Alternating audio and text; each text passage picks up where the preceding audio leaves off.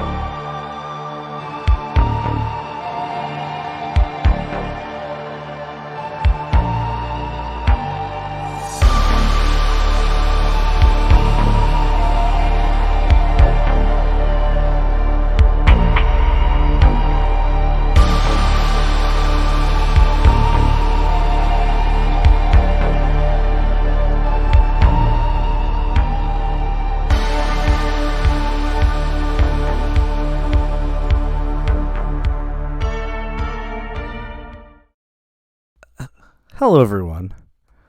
Welcome to Hunter the Reckoning, Draining the Swamp, a Hunter the Reckoning 5th edition game. This is episode 8. Welcome.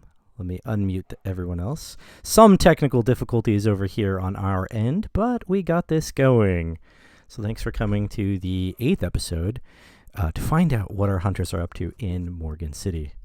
When we last left the hunters, they had discovered there was a whole lot of stuff going on in the world, a lot more in Morgan City than they had expected, and things are starting to get real. And they have some idea on what to do next and where to go, and they have some plans, but things keep changing so dramatically, so frequently, that who knows what they're going to do next. Hello, everyone. Hello. Hey. You were all currently at the chicken shack.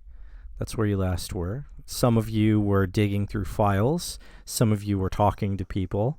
Some of you were just kind of sitting around, and one of you was off smoking a joint, trying to relax after all of the things.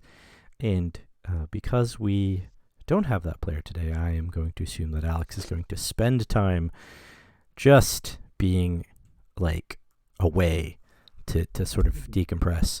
They're also expecting some people to be arriving in town soon, so we'll see how that plays out, probably next episode. So, whoa, move me around real fast because my camera decided to go all wonky.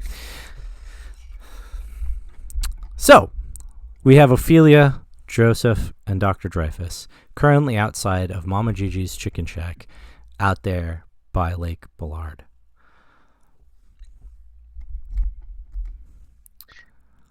Okay.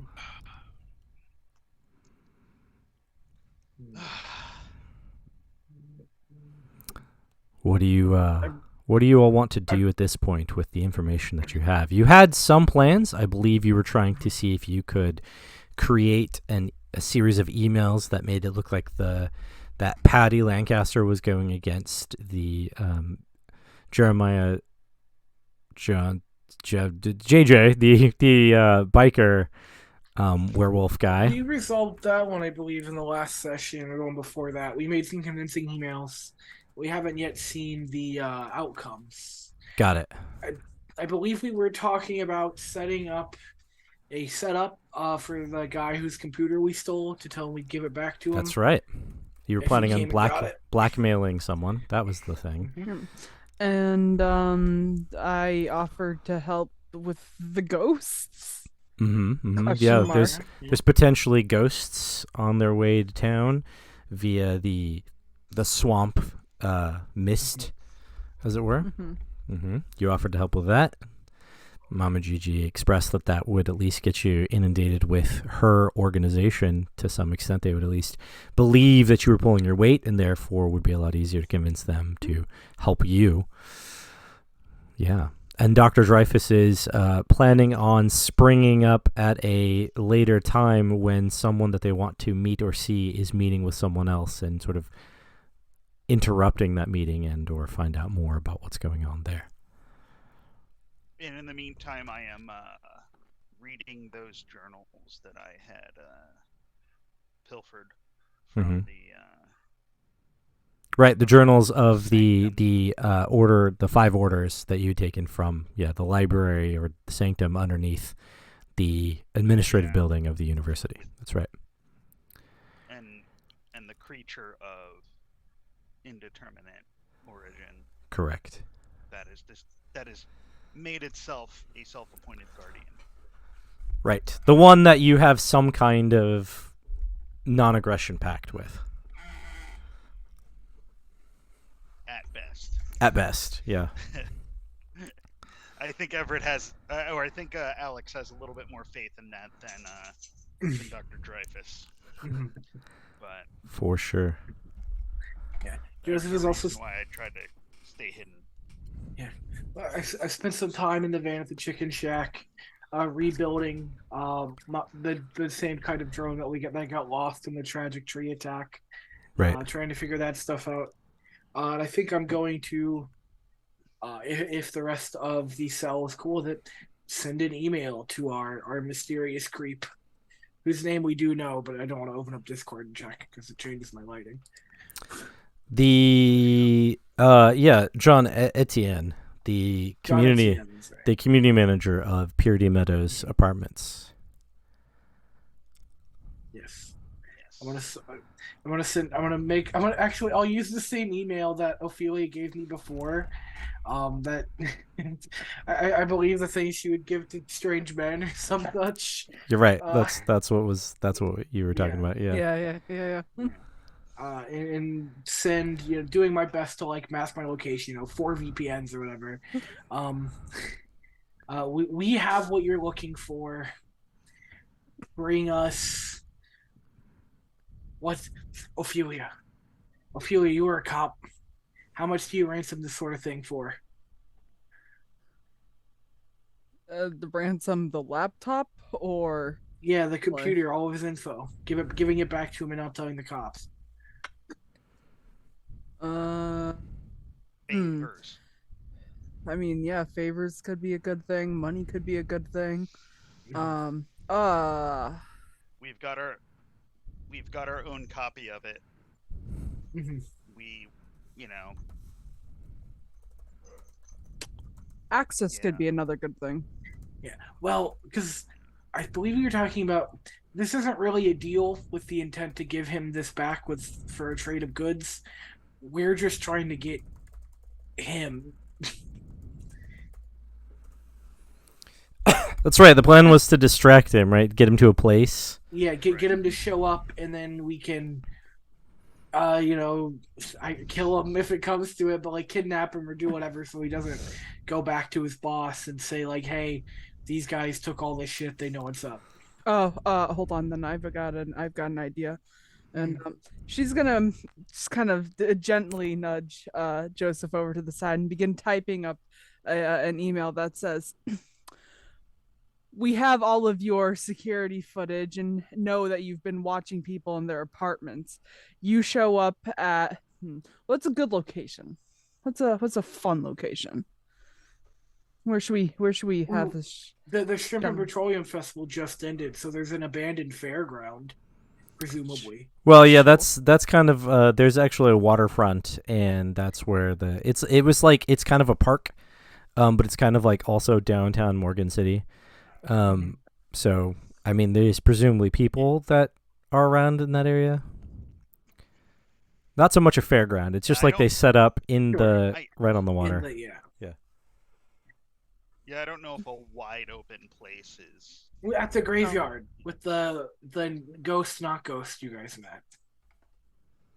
I mean, graveyard could work. One of the ghosts. Do ghosts eat people?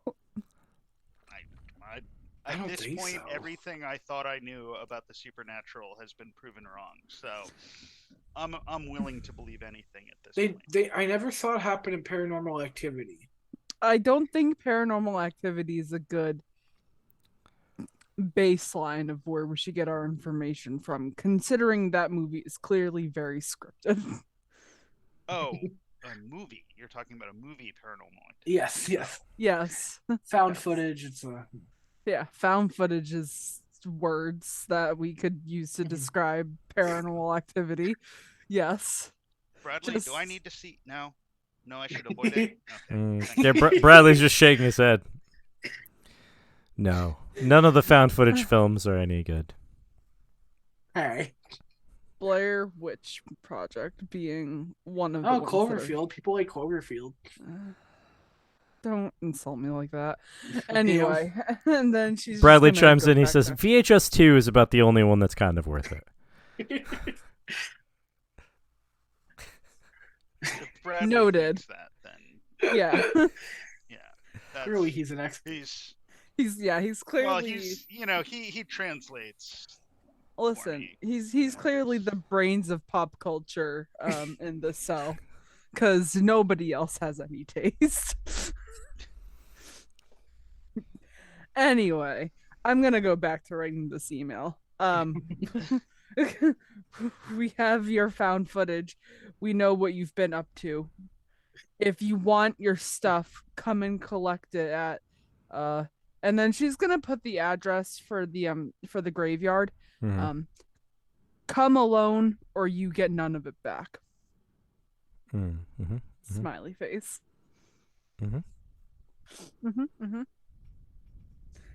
And what time should we have them meet us? What time should we have them have this fucking weirdo meet us? Midnight. At midnight. Midnight. It's the opposite of high noon. It feels cliche, but appropriate. We're already meeting in a graveyard. Why half-ass it? Come meet us, as it were. Meet us at the graveyard at midnight with the rover. And $10,000. 10. You're getting a little bit greedy. We have to make know. We have to make it sound like a real ransom. Otherwise, we broke into his house and are giving it back. What does that look like? Okay. Also, bring $10,000 and 2 of your finest suits. $500? If that's too much, listen. I said 10,000. 10,000? Okay. 2 nice suits. I feel like you. He had a pretty nice house. He has a lot of very tailored. This is not suits. a hill I'm gonna die on. Wait, more money? This is a. I'm always down for more money. At what point do we get greedy, though? I thought I was highballing it. 15 grand. 15 grand. 15 grand. Okay. Well, okay. Before we, not that Can we make a streetwise roll to see how much money is appropriate to ask Scott? I have no dots in streetwise, but Do we know, like, how much money does this guy have? Have we Enough done any for checks really on that? enough for really nice suits, a penthouse apartment, and really like lavish luxuries. Well, the penthouse apartment is probably just part of a perk for being the community manager of the community. They give him a penthouse? Wow. Yeah. My super gets like a first floor. The Well, place when I had an apartment.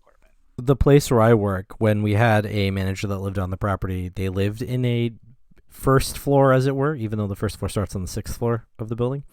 The first floor, but it was also like the largest apartment on that floor, so it was kind of like a penthouse but on like the lowest floor.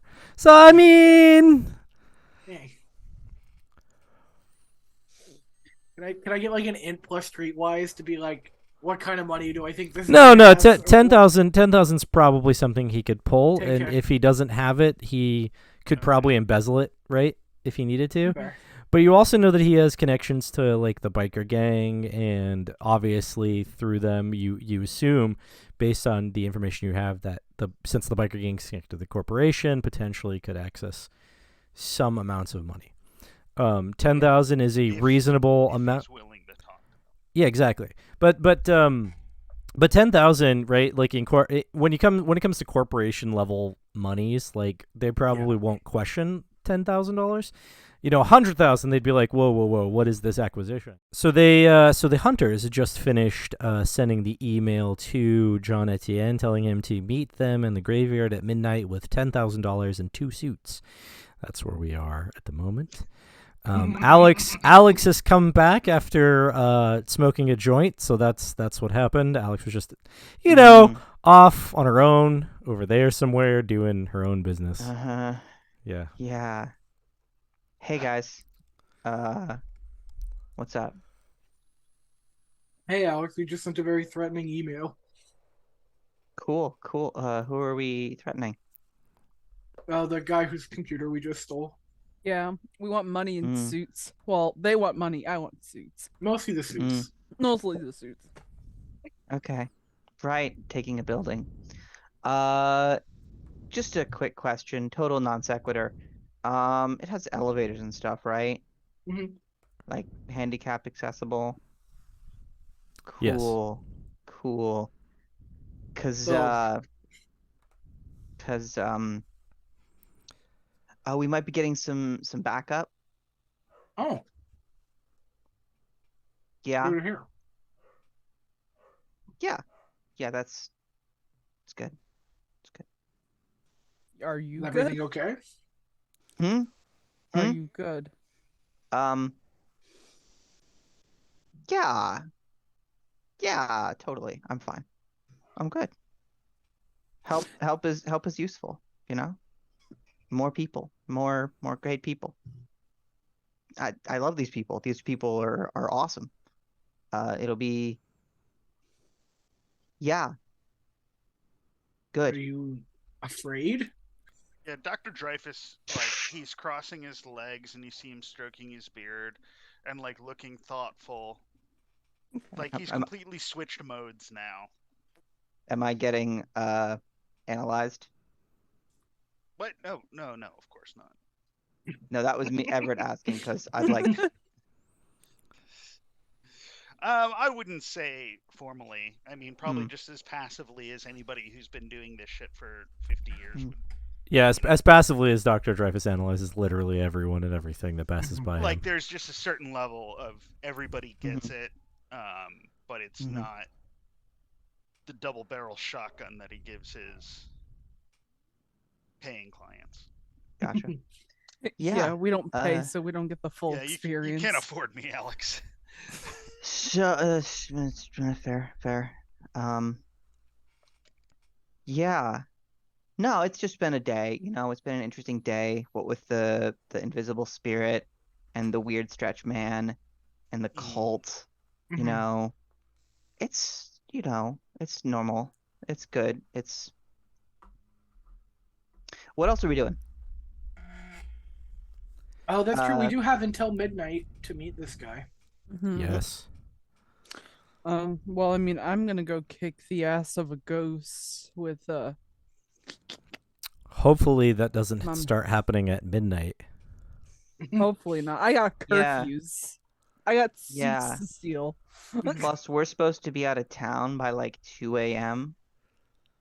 And if we want an extension on that, I feel like we should renegotiate. And if we're not going to renegotiate, I feel like we should we should get rid of their muscle. I mean, Seems like a one or the other kind of. folks who have been kind of more involved in kind of the rough trades, as it were. That has another meaning. Everything has multiple meanings, Alex. Well, look, I'm stoned, man. But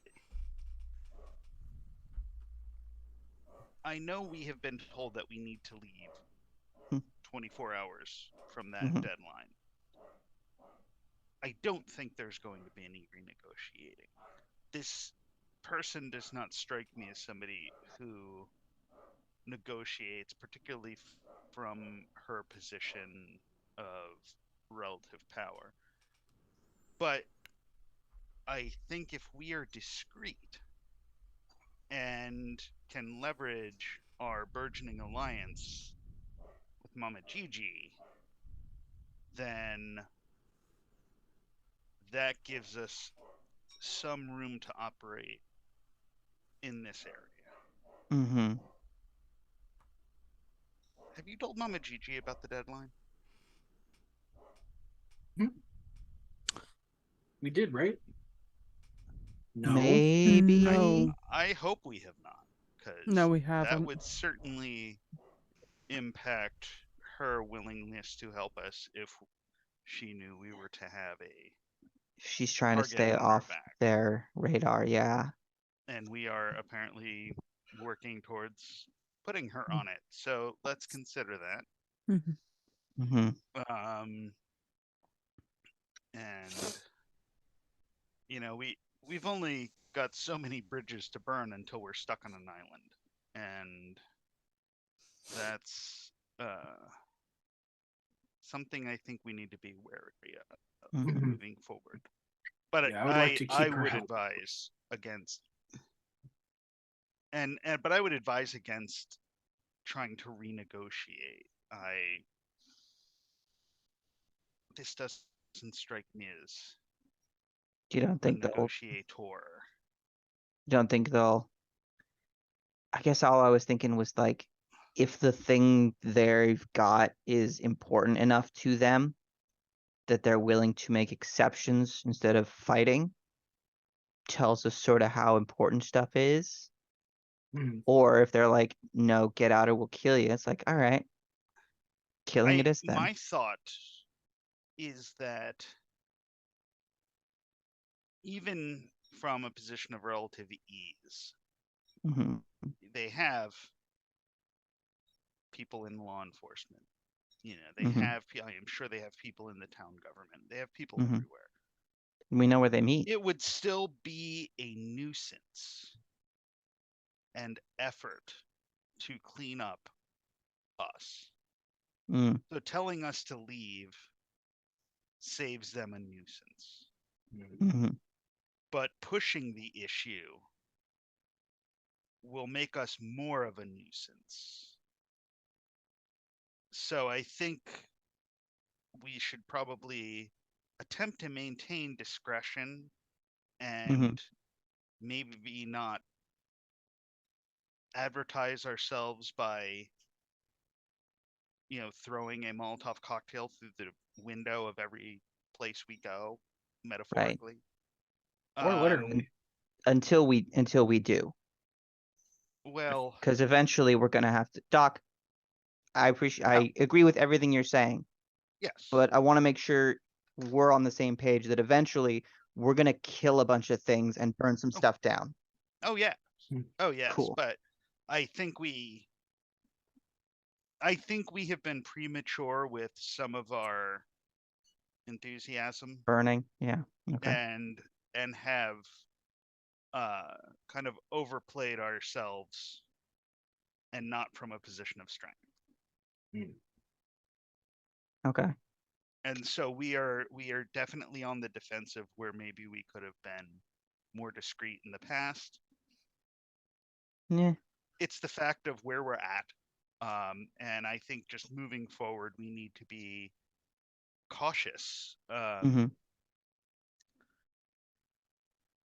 Because, metaphysically, there are, 6 levels of existential danger in the universe, and I believe we have achieved the 6th level.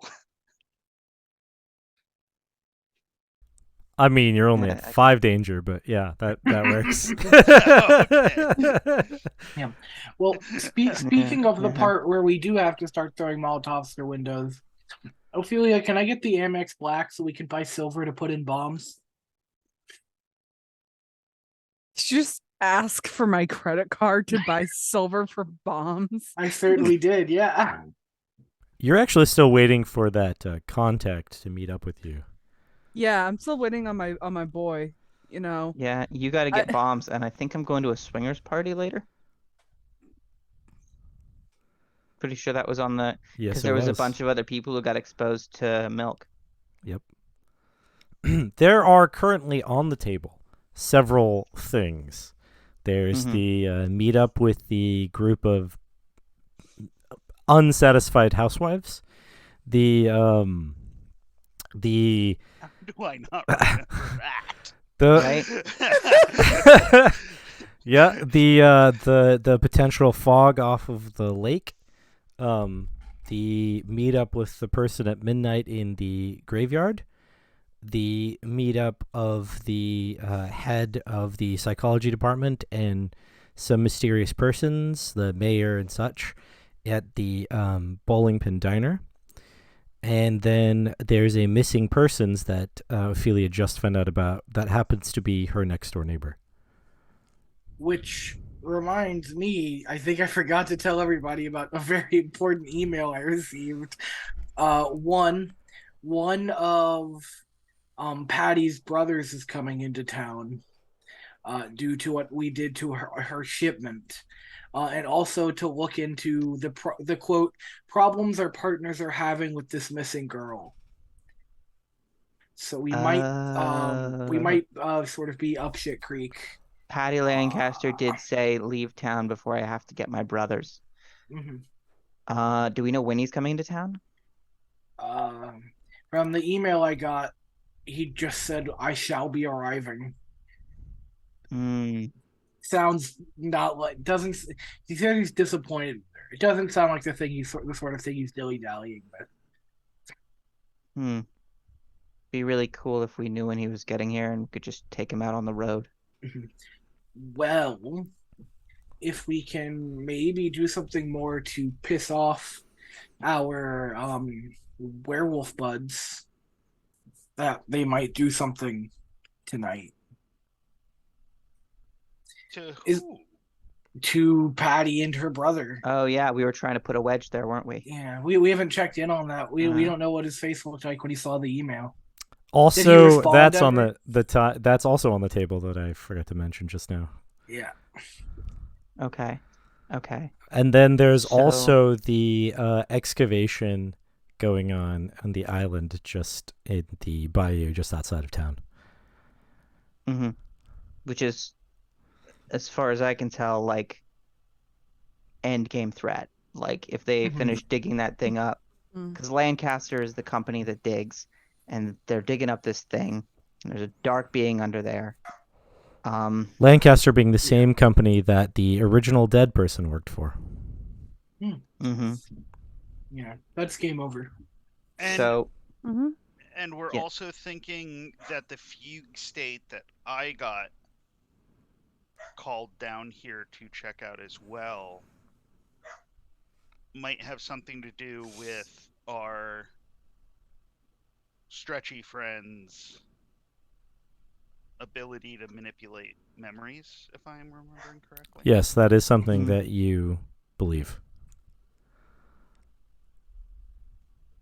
Because there's been a rash of people who have had fugue states. which is kind of a selective amnesia almost, Mm-hmm. on the campus. And if there is this supernatural being who can manipulate folks in the way that they were discussing, then I think that might be the cause. Mm. Is she connected to the Baron's Lancaster conspiracy situation, or is that just an independent monster running around? Like, he didn't seem interested in their business to the point that he was willing to, like, chat and, like, non-aggression pact. Mhm.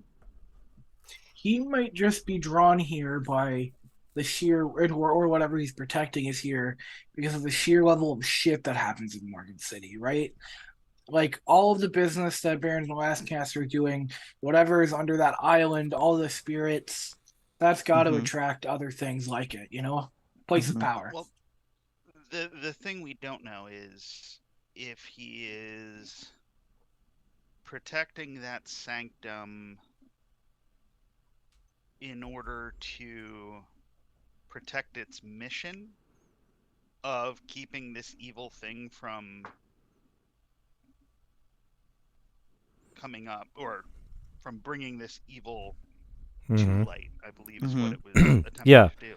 The I don't know if they are protecting the mission or Just the walling sanctum. up the sanctum to keep people from continuing that mission. Like, I don't know what their end game is. Is it to protect the sanctity of the mission, or is it Right. to prevent But I rediscovery? asked him about that. I asked him about that straight up, and he said he wasn't interested in seeing the town destroyed by the monster or the monster come out. Okay, so yeah, I guess they're trying to keep the knowledge safe. right, because Some if sort of whatever it guardian is, golem gone rogue. yeah, if whatever it is, like Right. what he said for a memory recollection was something along the lines of like if there's a thing there and it were to rise, that would be the end of him or like his existence essentially. So he has no vested interest in making that happen. Gotcha. Okay.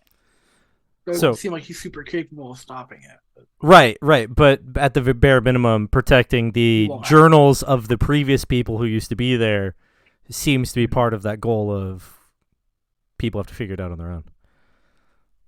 Okay. You So, just from my don't give them perspective, a leg up by giving them the journals that you currently possess, Right. essentially. right. From my perspective, perfect world situation.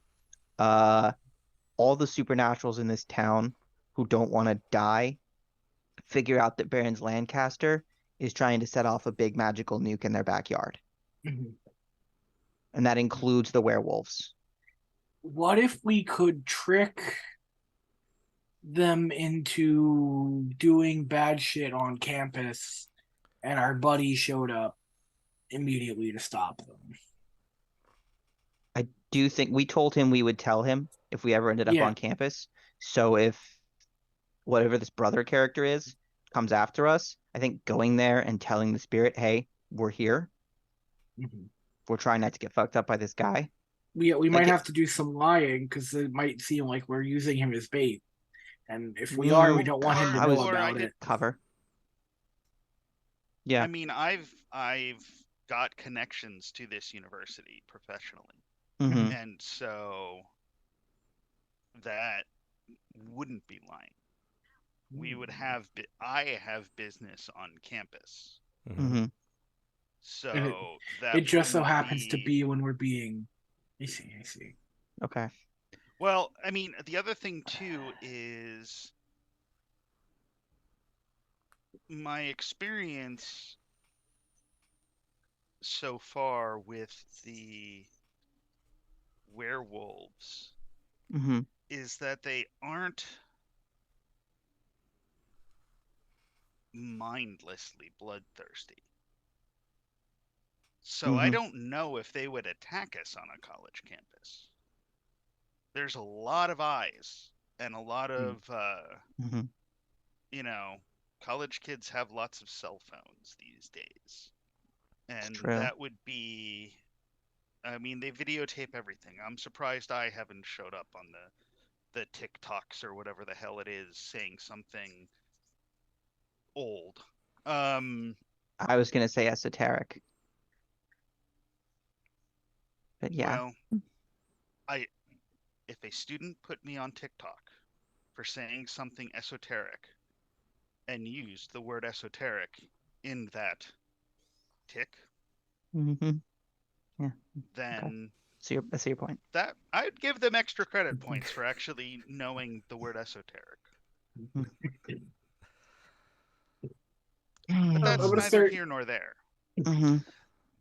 But I don't know. These werewolves, I think they would wait. I mean, unless there was something that we had that they...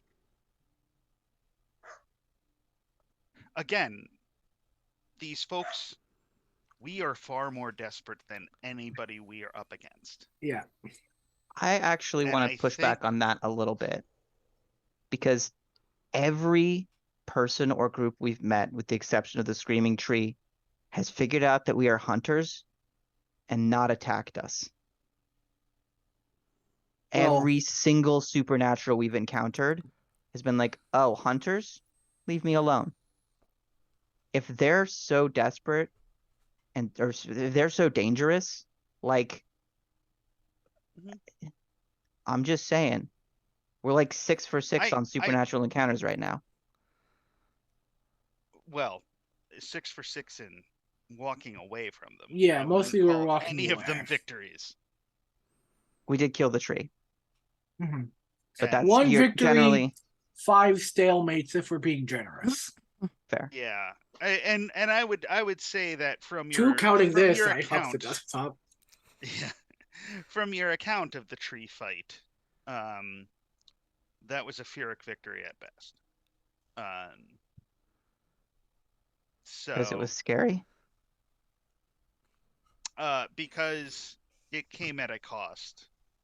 That Mm, means that you don't feel quite victorious when it's all done. I mean, that would have been When a winning straight up feels like win. losing. Yeah. Up until we met okay. Patty, it was a pretty That's what good it. night. Okay, yeah. Yeah. But I mean, again, that's kind of what took that away. Right. But again, Okay. I think I am not sure that any of our adversaries are desperate enough to come at us in public. I agree. We have spent most of our time in public places since all of this. We abandoned the safe house fairly quickly. Mhm. We haven't spent much time, if any. I don't believe I've set foot in Ophelia's apartment yet. No more bugs. And so, I mean, Mhm. we have largely been in public since we got that threat. I have a feeling if we start getting... the graveyard will be an interesting test of our theory. Mhm. Or not necessarily a test of our theory. I don't think we've come up with a theory, but how well we survive our night in the graveyard will definitely provide ample evidence of what we are up against. Mhm. You should be Should be carrying a interesting. gun, Dr. Dreyfus. I know you're probably not the shooting type. Just on principle, no? You should be kind of armed. I mean, I pull out the knife that Alex gave me. I'm like, I have this. I'm like holding it by the scabbard. You know, like, mhm. you know, like I don't second know. guess that. I would imagine I would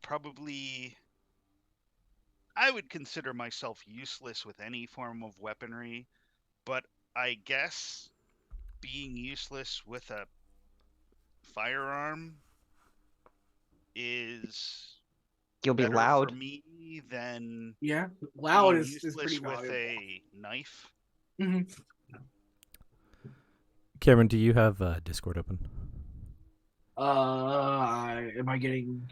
I just sent you a whoops, message. I have my notifications turned off. Oh, that's fine. That's fine. Okay. Yeah, you just it's everyone can know. I was just sending it to you because they were Mm-hmm. talking, but you get a response from John Etienne. It says okay.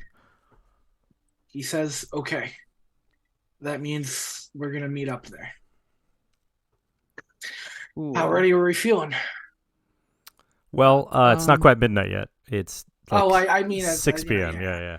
What preparations do we want to do? I know I want to walk the area before we show up, look around, see if he brought any buddies. Would it be worth it if I armed us up? Probably. Okay. This seems like an ambush. I do wanna. We went through that occult library. It was a lot of stuff from the old cult. Like, we didn't read a lot of it, but going through what we did get and what we looked through, like, there's evidence of the monster, right? The underground thing. So They talk about it. Yeah, as far as they talk about it, but from what you could see, there wasn't a tremendous amount of information, but they do talk about it. So there is some information. I wonder its existence and its capabilities. Its existence, its capabilities may have been beyond what they understood. They just they knew some things about what they could do. Yeah. Because I think Oh, go ahead. I was saying if I can convince the JJ, the head of the Nightjar Riders, is JJ, right? Yes. Yeah. If I can convince him that the monster under the town is real, then I feel like it's a short logical leap from there to your bosses are putting you in danger. And if he's willing to protect himself and the rest of the riders, then he's kind of with us against Barons and Lancaster. Assuming I feel like the cult could be pushed in the same direction. The Scarred Nun. Assuming that they are not ignorant of this outcome.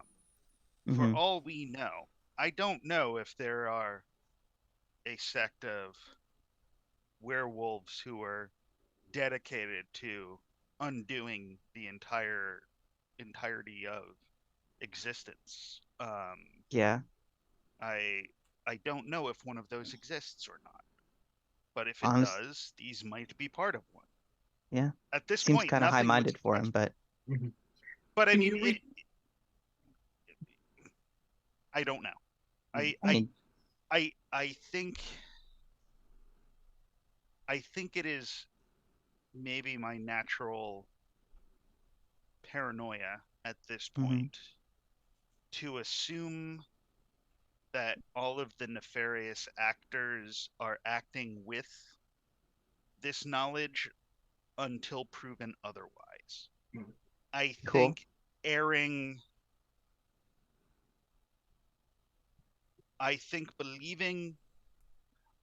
assuming that they are all complicit until we receive evidence proving otherwise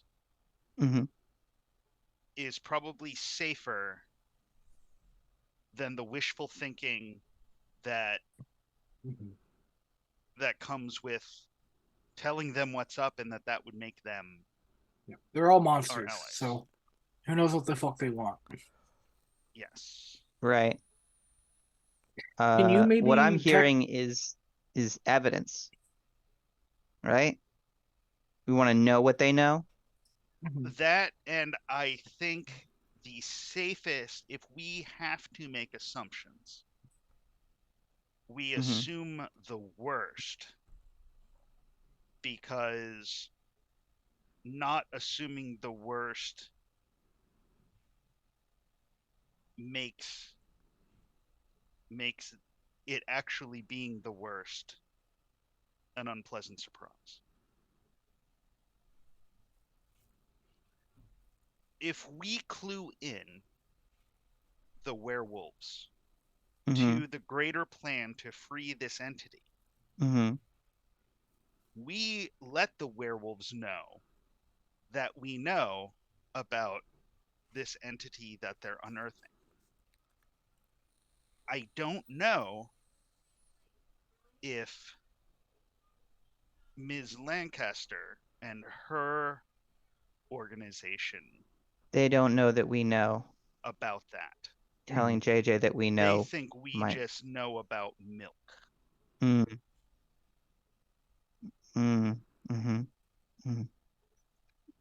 That's you got a good point there.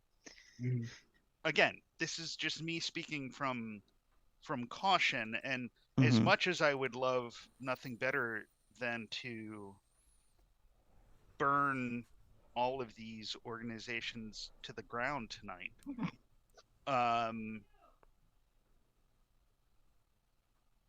you don't think we're there yet? I don't think we are there yet.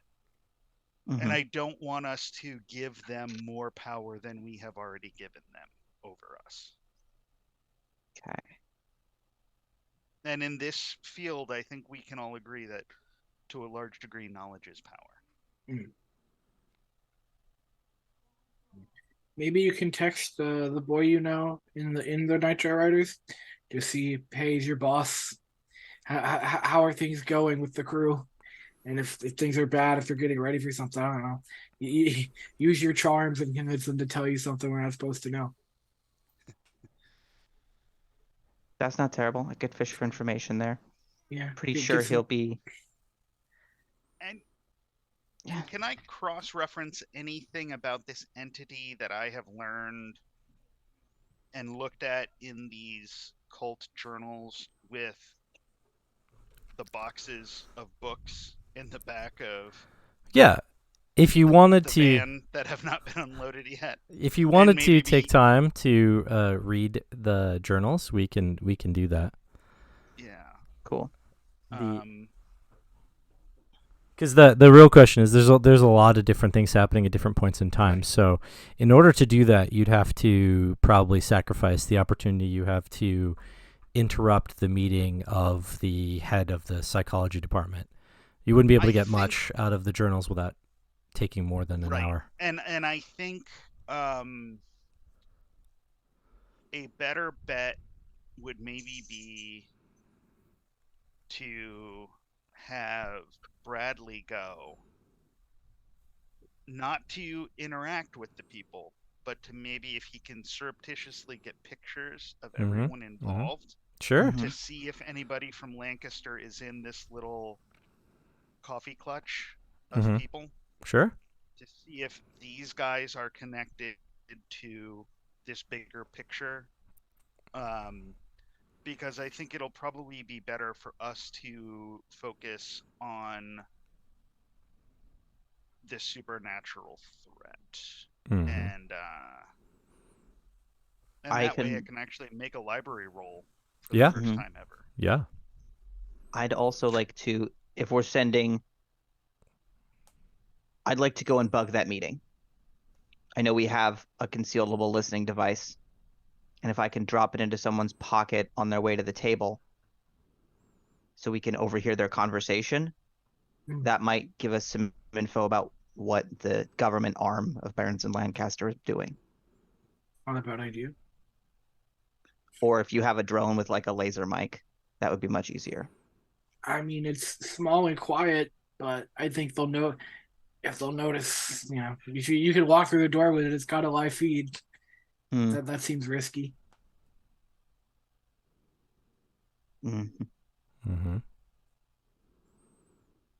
I, as Everett, know there's a thing that will pick up sound through a window pane.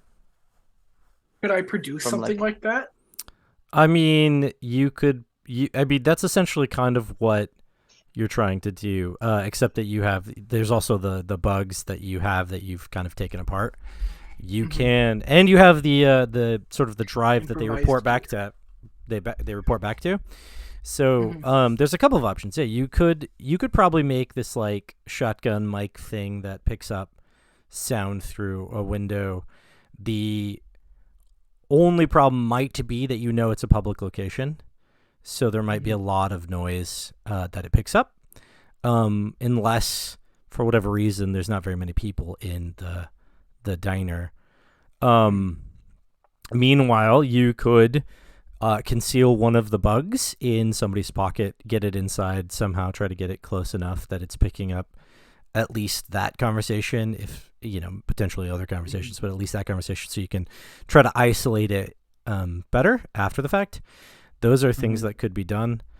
Yeah, I mean, you have a couple of options that way. And if you have Bradley with a camera, Bradley can certainly take pictures of people through windows. That's not a problem. And your video feed would also, record video footage of people through windows. That's not a problem either. We send Bradley in with a wire. He's just getting a meal. I next don't to him. know if Bradley is. I mean, he isn't a confidential informant. I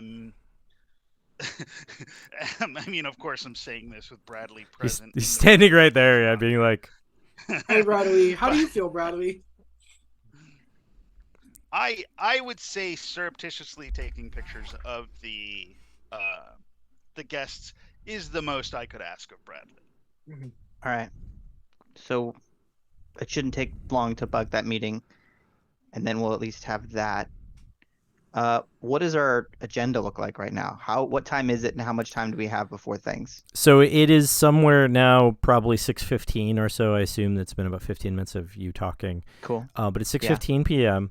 The sun is getting low in the sky. It will probably go down about 7 or so. That's when the meetings were planned. So 7-ish p.m. is when the meeting that Dr. Dreyfus was aware of is planned at the Bowling Pin Diner. So you have about 45 minutes until that happens. And then you have a nebulous time for when the mist is coming off the lake, but you have a strong time of midnight for when you're supposed to meet John Etienne at the graveyard. And then you have nebulous times beyond that for when other things are going to happen that you just don't know. So you have no idea. One part I am like worried the about milk victims and stuff. Yeah, right. Okay. Alex's face is known by the enemy. So is myself and Ophelia. If you go in there to plant the mic, maybe someone's seen your face and they know what's up. Is my face known by the enemy?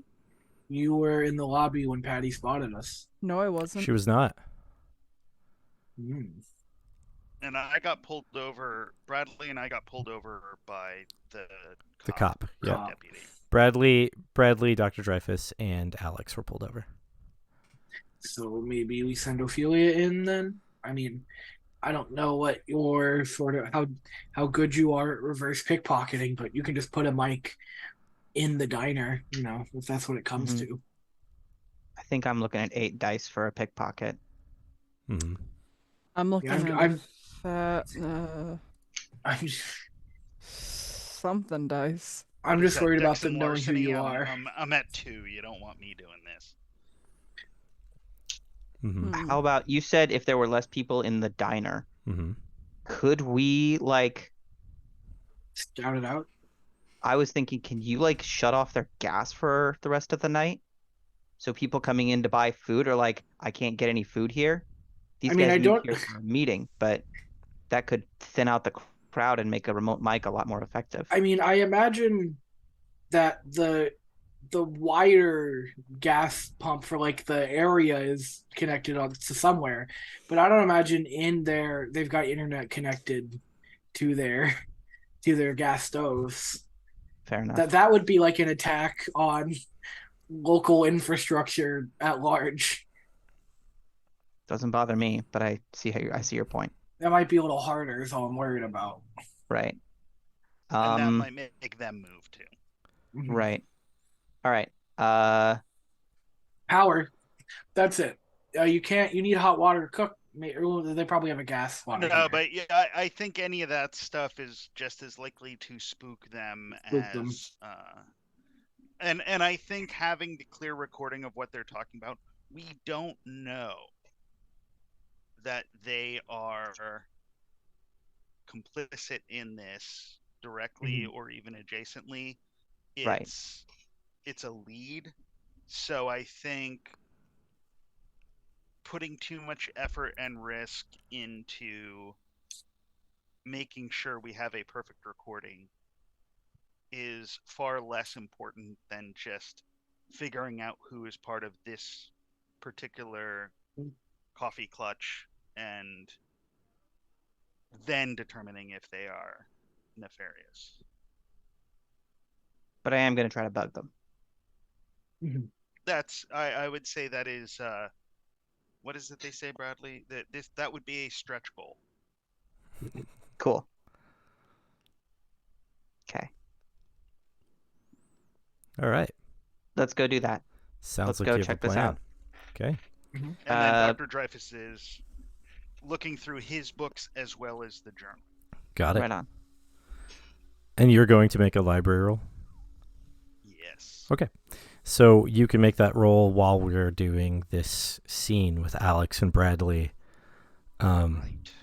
The bowling pin diner is not super far from the chicken shack. The chicken shack is on the lake, and the bowling pin diner is back into town, but still on that side of the city. You can walk there on foot, or you can take the van. We can't take the van because the books are in it. Right. Or you can borrow a car from somebody, presumably someone who works for the chicken shack. So, I mean, the options are yours. You could hotwire a car. We've determined that Bradley has a car. Oh, that's right. Bradley has a car. So, That's right. And yeah. that's right. That's right. And he separated from me to Yes. get his car, so he wasn't in the van when you drove off. That's right. So Bradley has a Cool. car. Cool. Yeah. Thanks for Cool. the reminder. So there you go. You have Bradley's car. All right, then. So, Alex, you and Bradley roll up to the bowling pin diner. It's relatively easy to find on GPS, but it's also fairly easy to find because it's got a big, giant bowling pin in the parking lot in front of it. It is relatively close to the shopping district, so it's in that same area, so it's basically where everyone goes for shopping and stuff. There's a couple of like stores and stuff. Many of them are named Barron's Blank or Lancaster Blank, like Lancaster Grocers. Pretty clear that there's a lot of Barron's and Lancaster ownership in Morgan City. Barron's Pharmacy, right? Lancaster Grocers, things like that. Or some subsidiary that at this point you're pretty aware of being a subsidiary of Barron's and Lancaster. Cool. Yeah. Just for Fuckers own the town. basically. Let's see, where was it? I actually have a list of these things. Oh yeah, like Lance Brewing Company and Lancelot Pizza is in the same area, and that is another subsidiary of Barron's and Lancaster. From Joseph's like deep dig into what Barron's and Lancaster owns. So right. You're basically surrounded on all sides by something that has a Barron's or Lancaster corporate logo on it somewhere. Okay. And then there's bowling pin diner. Alex is gonna like put her colored hair under a beanie Mhm. and change it to something a little more normy. Mm-hmm. Just sort of disguise her appearance a little bit. Sure. The parking lot is empty except for two vehicles. One is a limousine that looks similar but not exactly like a limousine you've seen before. Mm-hmm. And one is a fairly nice car. Like a fairly nice sort of newer car, maybe not quite a Tesla, but something along that vein of something made in the last couple of years. Inside the diner, you can see two people at a table and some people working at like the counter and in the back, but no other customers. The persons at the table, one of them is a well-manicured, young-looking man with dark hair that is slicked back, wearing a very expensive-looking suit. Not someone you recognize in any way. And then the other person appears to be someone also in a suit, but not nearly as nice, but very studious-looking when you roll up. Okay. Darn. I was hoping we'd beat them here. We know who's supposed to be at this meeting? Well, the person that Dr. Dreyfus was looking into was the head of the university's psychology department. Right. But you don't Not know what that person looks like exactly. Okay. But even Bradley, who is more aware of who that looks like, he doesn't recognize this person. that's in there. Okay. But that meeting was all supposed to occur at 7, and you're arriving at like 6:30. Okay. Is this like a sports bar place? Is there like a TV or something? There are some TVs. They appear to be off. It's not a sports bar. It's like an old 50s style diner.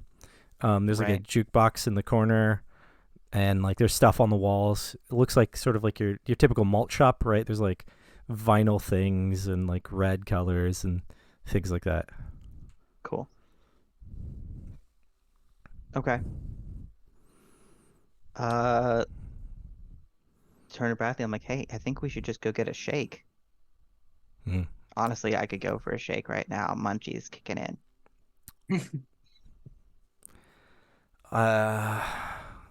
Bradley seems to be torn.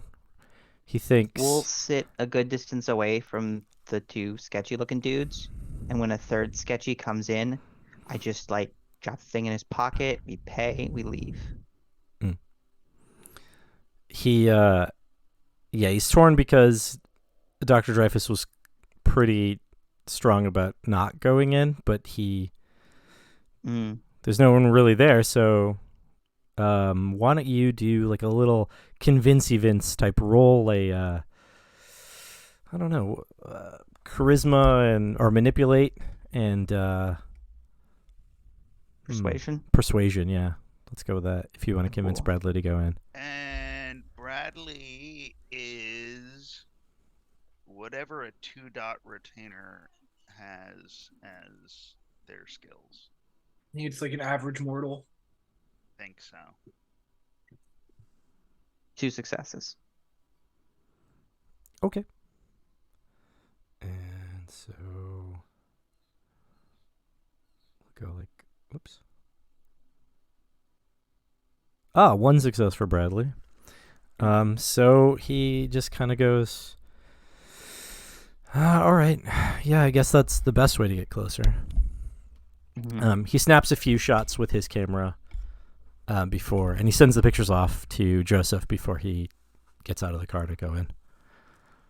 Cool. We're going to sit a good distance away from them, but near the entrance. Okay. So you walk in to the bowling pin diner. When you walk in, the 2 that were at the table stop talking, and the one in the suit eyes you like he's angry. The waitress, who's an older lady, she comes walking over to you quickly and says, I'm sorry, the diner's closed for the evening. Oh, shoot. Yeah, I just wanted to get me a quick milkshake. Is that all right? I kind of glance over at the guys. I'm like, is there something? We can go. Is that better? Or...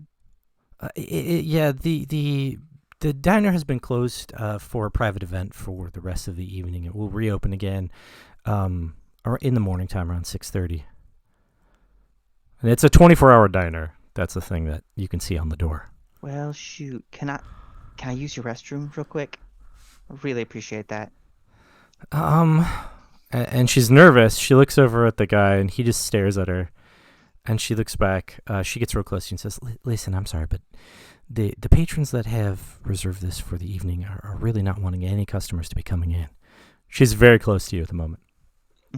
I think my move is going to be bug her then. Okay. So you're going to make this this pickpockety larceny thing, right? This Dex plus larceny thing. And I will, because it is a sort of subterfuge-like stealthy thing, I will give you your desperation dice as well. Hopefully that's a good thing. It ain't always. Yeah, and if you don't want them, you don't have to use them. No, yeah, there we go. 6 successes. All right. Let's go. You absolutely managed to slip the device into one of her little pockets that she's got for, her notebook and receipts and stuff. I feel like she's wearing the apron on the front. Yeah, and I slip it into like a pants pocket. Yeah. So she can do all her work stuff and she'll never find it. Absolutely slip it on her. Okay. And they're sitting like far away from the door, right? They're sitting kind of just past the middle of the restaurant, closer to the counter, but not close. Like they're basically midpoint between the counter and the door. Right, but if I like dropped a bug here by the door, it wouldn't be more effective. No. Wouldn't be helpful. No, not really. Okay, then. Right. All right. Thanks anyway. And we leave. Okay. Stepping back out of the restaurant, you see another car pull up, and the person that gets out of that car, it's actually two people that get out of that car, and one of them seems to look at Bradley like he recognizes him. The other one you recognize as the person that was giving the weird speech at the Shrimp and Petroleum Festival. The one you didn't listen to, the one you walked away from. Actually, not the mayor. A representative for the state representatives thing, the local representative. Okay. US Congressman, actually, not a state congressman. Cool. I'm gonna sort of head towards them as we're leaving and be like, "Hey y'all, looks like they're closed. Ain't that a bummer?" Oh, sorry about that. Yeah, this is a private meeting for people, the one says. Thanks for always patronizing the various restaurants around here. It's always great when people are purchasing local. And he gives you a weird handshake. Hey, ain't you that? Yeah. Oh, he's shaking the hand? He's going to shake the hand, yeah. Perfect. I think I'm gonna bug his sleeve. I'm gonna bug him too. Okay. Look, the worst this could go is I have to shoot all these people. And most of them are human. We didn't establish that the rest of us are here, so don't. No, yeah.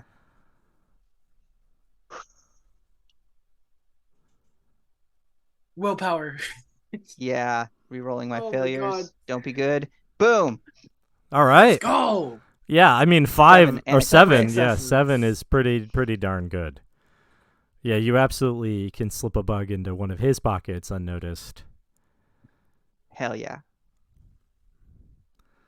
The other one, Bradley's walking away, trying not to look at the person who seemed to be looking at him. Mm. Well, y'all have a good night. We gotta go find the ladies' room. Excuse us. Y'all have a good night. Come back again when the diner's open, obviously. Oh, we will. Can't wait. And into the back thing to they the go. car. Yeah. When we get back to the car, Bradley, he looks at you and says, the one gentleman there is the head of the psychology department at the Southern Louisiana State College. I have met him once before. I'm going to check myself to make sure they didn't do to me what I was trying to do to them. And once I'm confirmed, I'm like, okay, they probably can't. It's like, yeah. Well, we know we're in the right place. Let's get out of here. And Joseph can hear the rest. Bradley takes a few more pictures and then leaves. Tracking in. I'm in. All right, Joseph. You get the bugs, right? They come online. The one, and you hear like shuffle, shuffle, shuffle, shuffle, shuffle, shuffle, like the sounds of something in, a pocket. Are they going for a run? And then you can hear the sounds of a conversation, kind of far off. Like it's not great, but amplifying the noise, you're able to sort of get pieces of it. And it appears as though that they're talking about someone who is quite upset over the lack of progress on the project. And one of the two people indicates that they don't really know what to do. And then there's something that they say, but you can't quite get it because of more shuffle sounds.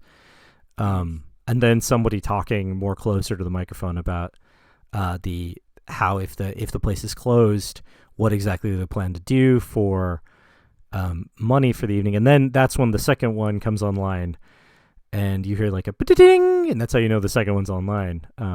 The sound of the door opening, as it were. And then you hear some shuffle, but the conversation at the table gets louder, and then it's quite audible.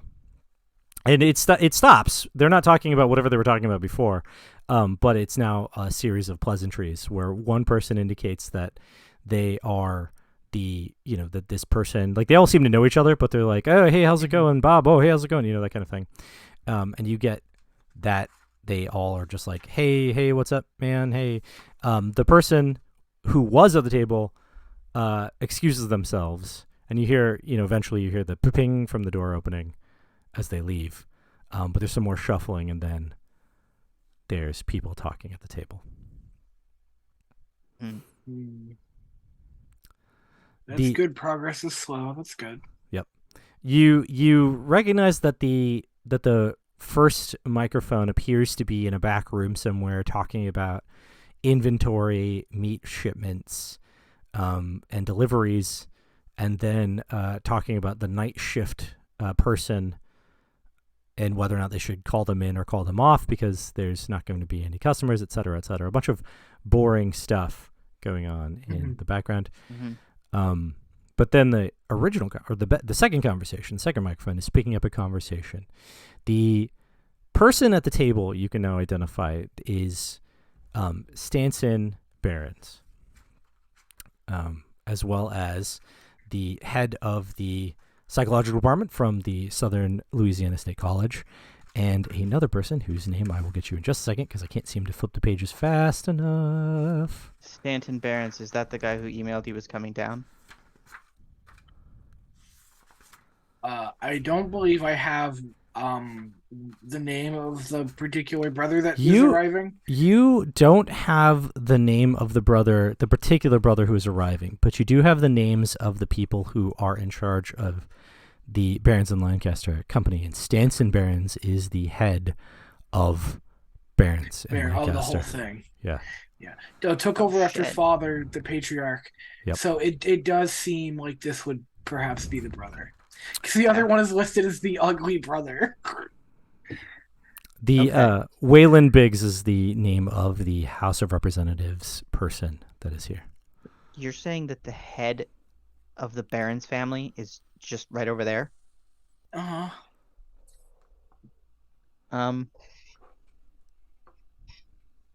Okay.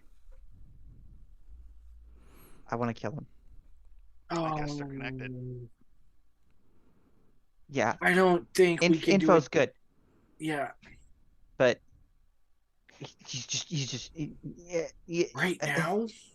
I'm just. We need a little more time to carry on a terrorist attack on all of the heads of this town. Says who?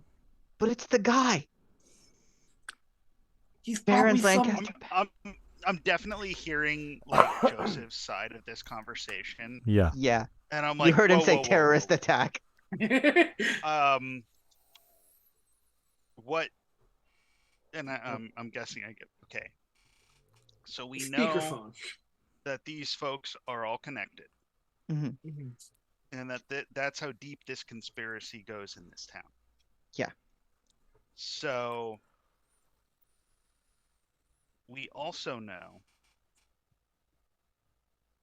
that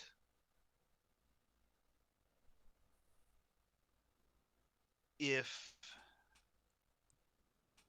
these are the heads of this family,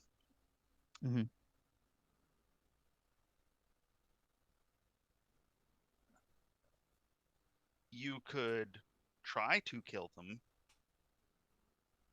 I would imagine, if I had to guess, that Mr. Barons is probably as hard to kill as any of the other vampires or supernatural creatures that are running the organization. I don't think he would be weaker than Patty Lancaster, do you? Right. We don't know what she could do either. Straight up, we don't know what kind of creatures these are. Right. So that's why I'm saying that maybe a rash. You're right. I shouldn't kill them. Terrorist attack. I know I shouldn't, but he's like. I know they're there, and I know they deserve to die. We follow them back to where they're staying, then we throw Molotov cocktails through the window. But we can't do it in a diner in the middle of town. But we also have to make sure that a Shouldn't. Molotov cocktail will kill them, because if all it does is make them angry. Isn't fire the kill juice? Isn't that is it's pretty universal, yeah. I mean, mean, fire is the biblical cleanser. let's find out what they're saying first. I'm gonna shut up. I'm sorry. I'm gonna shut up now. Let's just listen. They, in the presence of the head of the psychological department, they're specifically discussing the mindset of their so far undisclosed partner. And they're asking the two of them, Stanson and Waylon Biggs, are specifically asking for the head of the psychology department's input in regards to how to handle the mind of their other partner as this person is becoming more and more irate as the deadline is getting closer and they're not making as much progress as they promised. He's giving them suggestions on ways to handle that person, and you get the distinct feeling that they intend to, at least Stanson intends to, meet with that person at some point later this evening. He does apologize for the cancellation of the meeting with the mayor, but he sent the mayor on another task the moment he arrived in town. He doesn't disclose what that task is. But the head of the psychology department says that that's fine.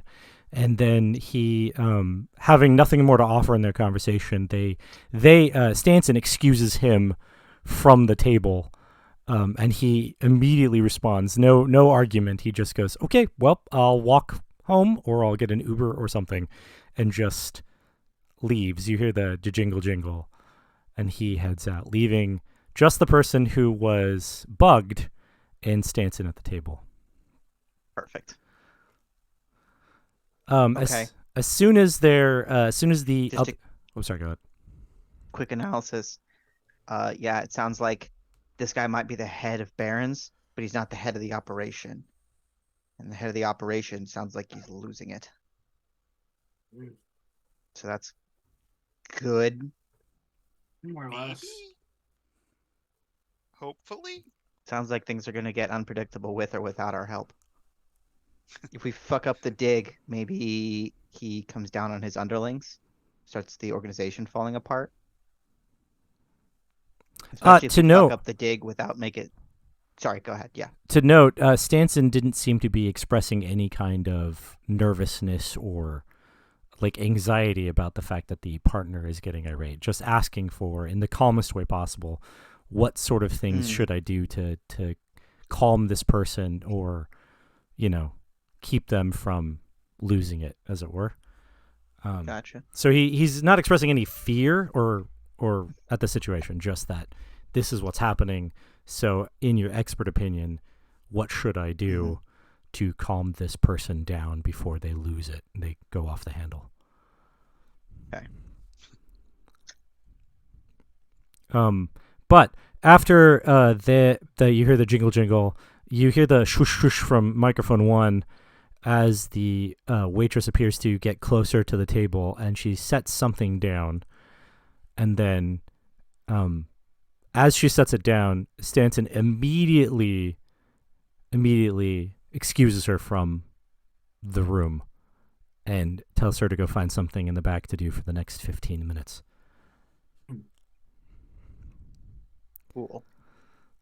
She goes in the back, and there's like hushed like conversation where they talk about going into the back room and sorting vegetables or meats out and just finding something to do that leaves the two of them alone in the main dining area.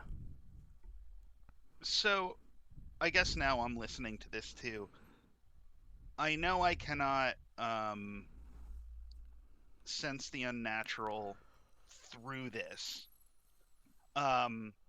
But can I tell if her response is natural or that weird automatic response of somebody who's getting some kind of like post-hypnotic suggestion?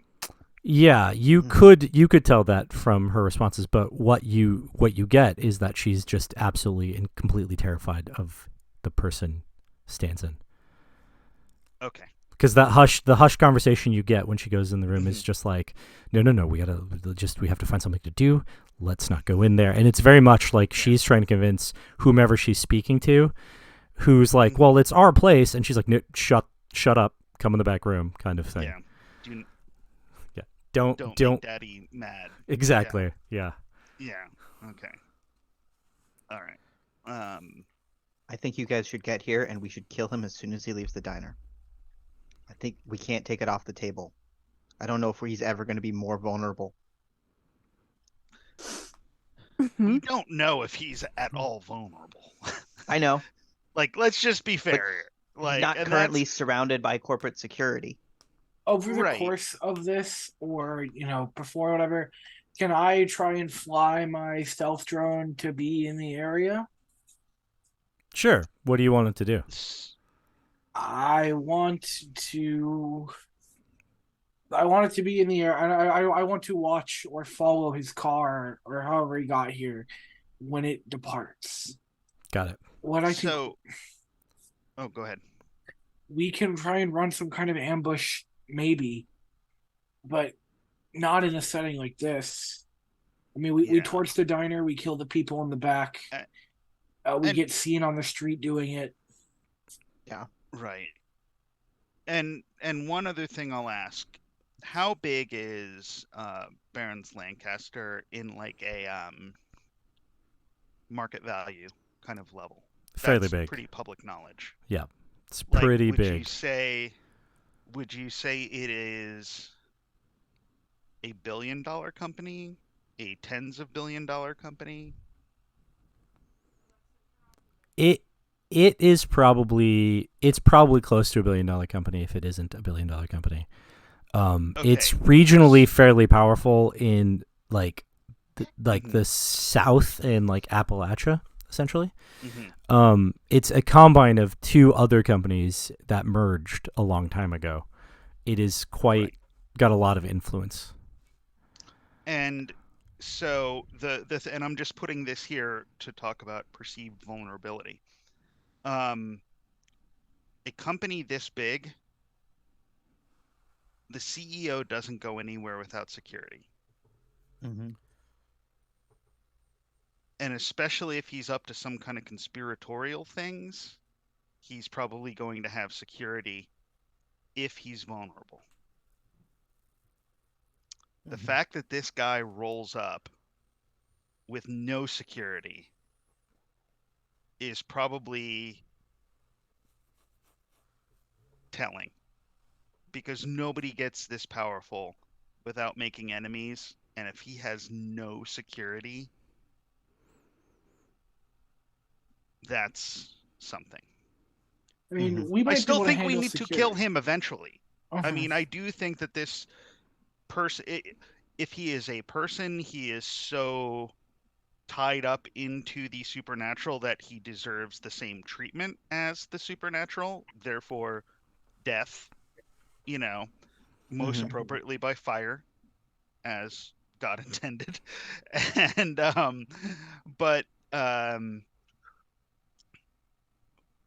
yeah, but I don't think killing him is an easy thing. He's driving he was driven in driving whatever. It's a pretty new car, one imagines. He's quite wealthy. It's a limousine. Oh, limousine. Yeah. I don't know anything about cars. I'm sorry. None of them come equipped with like GPS or Sirius XM or whatever. They do. Crashing him certainly seems like the move. Yeah, I want to see we if probably I can't. Shouldn't try to kill him right now, but Alex is like, some modern cars have an internet connection. So I want to see if I can't get into the car and then see where the GPS likes to go around here. Okay. I also think it's a really good thing that Bradley has been driving and is probably driving us away. Yep. I'm listening to this. Yes. Driving you away from the scene, assuming that you're going back to the chicken shack, but if you told him to go somewhere else, he would go that direction, just away from there. No, I think at this point I have asked Bradley to come back to the chicken shack. Yeah. Do not, whatever Alex tells you to go, Go to the Oh. chicken shack. Yeah. The conversation with the two at the table seems to take a different turn, and they start. Stanson speaks up and asks if it's time yet for the Wayland's blood, and Wayland says that it is, but that last he heard, his master was not coming to town. And then you hear a sound, and you hear something hit the table, just like lightly, not like smacked onto the table. And he says something along the lines of, "Your master doesn't have to come into town if I bring him with me."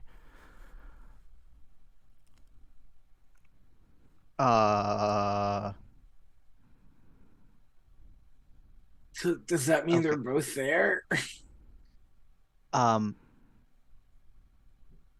Blood bag. It's a blood bag. Hmm. This guy's a ghoul to another vampire who's not here.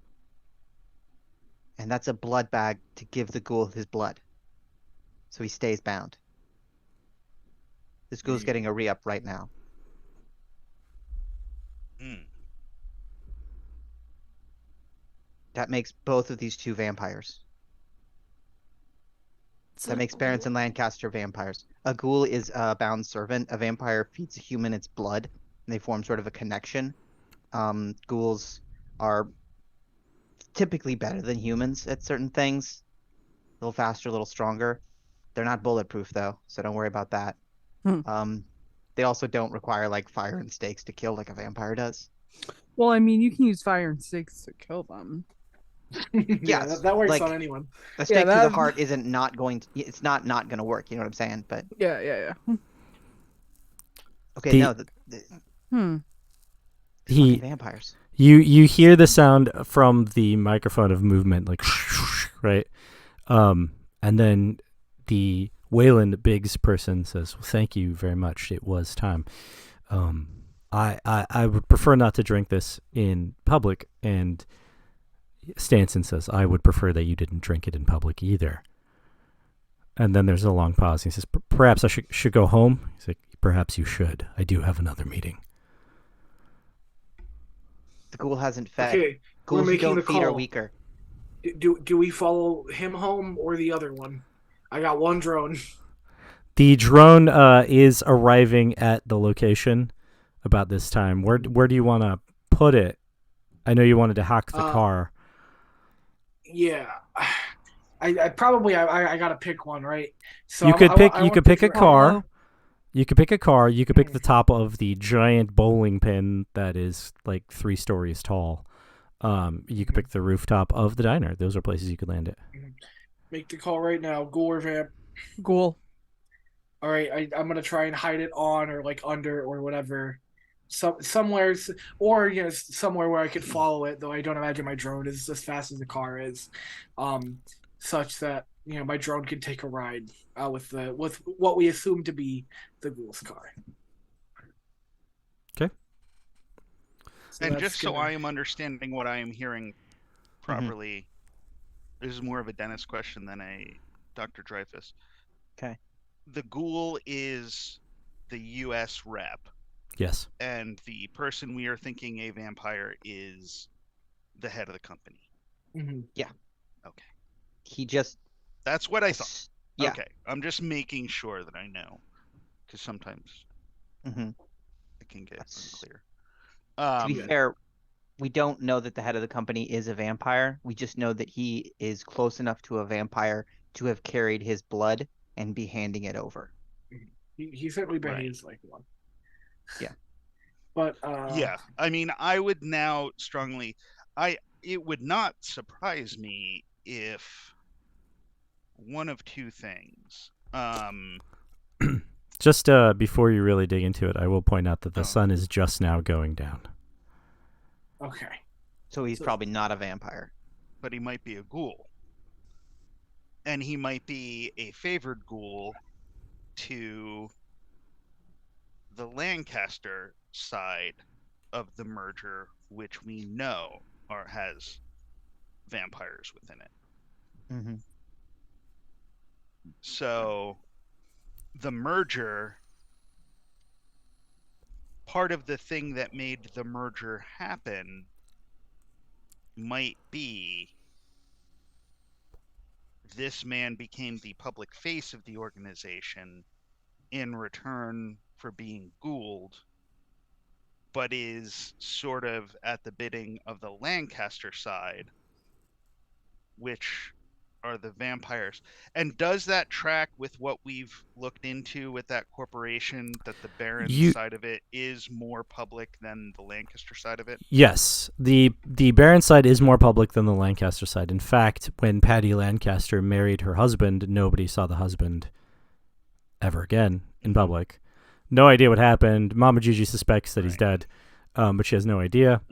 So Patty Lancaster is actually a Baron's that is now a Lancaster. The thing that you do know based on the list of like the board of directors is there's at least one vampire on the board of directors. Yeah. Is that on his CV?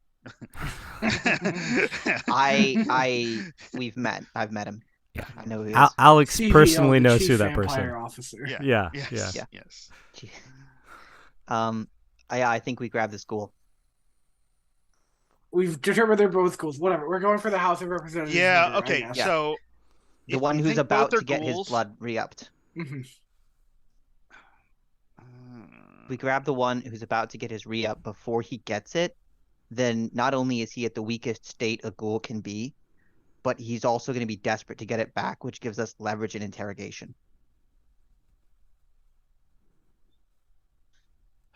I don't think we ever get a better opportunity to get at the inside of this organization. Yeah, I think Joseph has already made the call, so I'm trying to hide it. Yeah. Which would be the intelligence plus tech for stealth.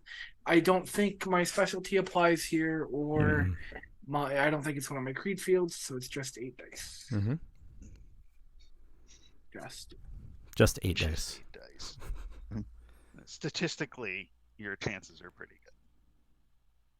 That's 7 successes. Jesus Christ. He's already worked on this guy, so willpower those. I thought about it.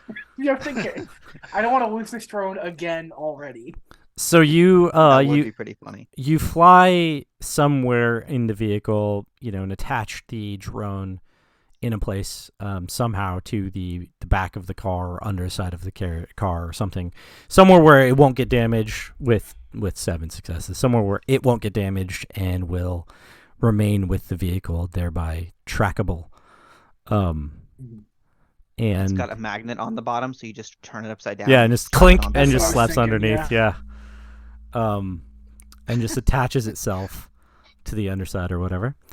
And after a little bit of time, you hear the jingle, you hear the swoosh, swoosh, swoosh, swoosh, then the jingle, jingle from the door. And then you can see on the camera of the drone like a foot before the sound of a door opens, and then the foot disappears. And then the car turns on, and a radio turns on, and it's just like classic country music. Yeah, so you all are hearing some classic like Waylon Jennings or something coming through the microphone. And then like the worst sing-along you've heard ever. The worst cover of Low Places anyone's ever been forced to listen to. No, because the Waylon Biggs is singing along with the radio song. Yeah. All right. I'm gonna feel less and less bad about interrogating this guy. Yeah. And eventually, do you follow the car, or like do you guys turn on the van and follow, or do you just let the drone go to where it's gonna go? I think we want to. I want to get him before he feeds. Yeah, so. Intercept? He said he's going to feed when he gets home, so I think we need to intercept him either before or at his home. Before he takes his shoes off. All right. Bradley this gets a little tougher, but Bradley has arrived back at the chicken shack by this point, so Alex is back with the rest of the group, as well as Bradley. What vehicle are you taking to intercept, and what do you want to do to intercept? I think we should take the van. In the direction that he's going, is it possible that we could, end up on the road in front of him? I'm actually going to argue for not a van because I think a van following a guy around might look a little bit suspicious. I was thinking we might go for more ambush tactics where we could we wait because I've got a GPS tracker of some kind on my drone. Mhm. We wait until it seems appropriate. Oops, we get on the on ramp, and then oh no, someone's opening fire against this representative's car. Oh, tragedy.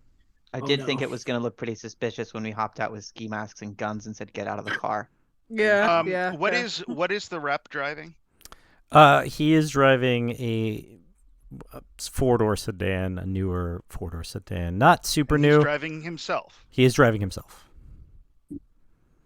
I would take whatever you think you could overpower a four-door sedan with. And the van is just so that we can bring along my robot dog and also open up the back and point a gun at him and make it clear that he needs to stop the fucking car. Yeah. I actually think the van might be the better choice in this case. Especially if we have to ram his vehicle. Yeah, that's the big one. Hey. Yeah. Let's do it. I'm the only reason I'm saying that is because Keeping your boy out of danger. not just that, but this is an active congressman without a driver. Like that is Yeah. There's Bro's probably a pretty old ghoul, honestly. yeah. Actually, while we're going after him, can Joseph dig into his personal history, see if it's been falsified? We might be able to find out how old he actually is. I guess that depends on how long the drive to intercept is. Mm-hmm. It also depends on who's driving. Yeah. If anyone got Dotson Drive, because it ain't me.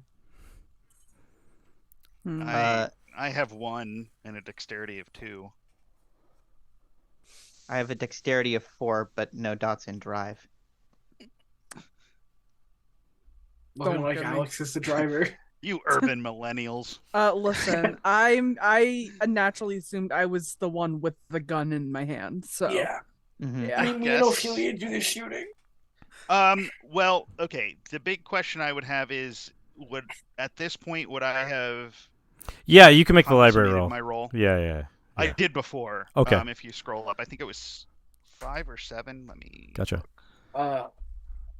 Did you make it? Was 5 successes. And do you have any specializations or anything in it, or is it just the library? No, it was just the library plus desperation, because I would imagine that this fits that. Yeah, you're an inquisitive, so that absolutely makes sense.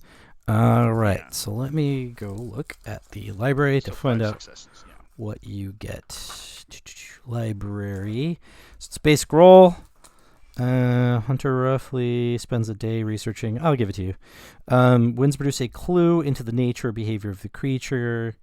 Even the specific prey, the storyteller decides on the nature of the clue, how vague it is, but the result, scalar margin, okay? And you had 5, right? Yes. Okay, well, that would beat the number that I would set for this. All right, so absolutely. Okay. Reading through the journals, I'll give you this brief information, and then we'll go to the action-packed sequence of highway robbery. Hell yeah. Highway kidnapping. You get from reading the books that the group, the original Order of 5, is actually been in town or in this area for a very long time. The first person, the oldest journal that you found, right, was a sailor named John Lingot. He found himself and his shipmates in this territory, and they were searching out a group of a society of sorts called Protectors of Tiger Island or something of that nature is what they were calling them. That's not necessarily what they called themselves, but they found that it was a cult that revered some kind of person or entity that they called the Great Mother or the Grandmother. And the only reason why John Lingot found them is because he experienced a dream of an upside-down temple in the waters of Louisiana. That's why he came out here in the first place. He met this group, and he realized that they had something of power that they were working with, but whatever it was, they weren't super organized. They were a group of various different people, some natives, some Spanish servants, and other misfits who basically had no clue how to actually run a organized society, as it were. And by 1876, he took control of the group and created the first really controlled ritual that focused the energies of whatever this was into granting them the things that they desired. And particularly, they desired things like strong crops and protection from diseases, things of that nature. And as such, you realize that he, by 1899, had realized that he'd perfected the spell, but he'd realized that there were some inadvertent consequences. Particularly, he had to join forces with some creatures that were caught up in it that he didn't realize were caught up in it. Some creatures that he doesn't explain other than otherworldly. But you already know some about that from what you know about the cult. But that he, by doing this, that they trapped powers in the town or in the area which is now the area of Morgan City and that stuff. Trapped them in the area and could keep them there as long as they continued the cycle of doing the ritual every 23 years. The ritual is described in the book, but he doesn't have much more other than that the entity is something beyond explanation, and the natives were referring to it as the Great Mother or something of that nature. Holy shit. I just want to make sure that I'm hearing this right. They made a spell that let them call on a being to grant wishes. I don't know if it is powerful enough necessarily to say it's granting wishes as much as it's making certain things go their way. Like, it's less, I want $1 million, and more, I want healthy cows so I can get rich off them. Right. Yeah. Yeah, not reality changing wishes, but Yeah. No, it was more controlling the chaos that was basically this area at that time. Yeah. Okay. And then it was able to then be, cultivated and changed, and the swamps didn't flood as often, and when they did, it was very minimal and didn't injure any of the land that they had set aside and things like that. The people who did not make the offerings to this creature got the brunt of the flooding. And exactly. Things like that. Yeah. Okay. In order to... I know we got the last couple because we got early and late journals. You did. Do we have an idea of when the last time the ritual was performed? So the ritual, as far as you can tell, the journals end abruptly in roughly 2014. The journal ends with them preparing for a ritual in 2014. But there was also notes from the last leader that they had become aware that the sheriff's son was in town and working actively against them. The former sheriff's son. The sheriff himself had died just recently, and they had replaced him with a new sheriff, but it was the old sheriff's son. The person refers to the sheriff as, the old sheriff as the current sheriff because he doesn't really care about the new sheriff, apparently. That the old sheriff's son was in town, and that represented a detriment to the organization if that person at all knew what their father was up to, or his father was up to. Okay.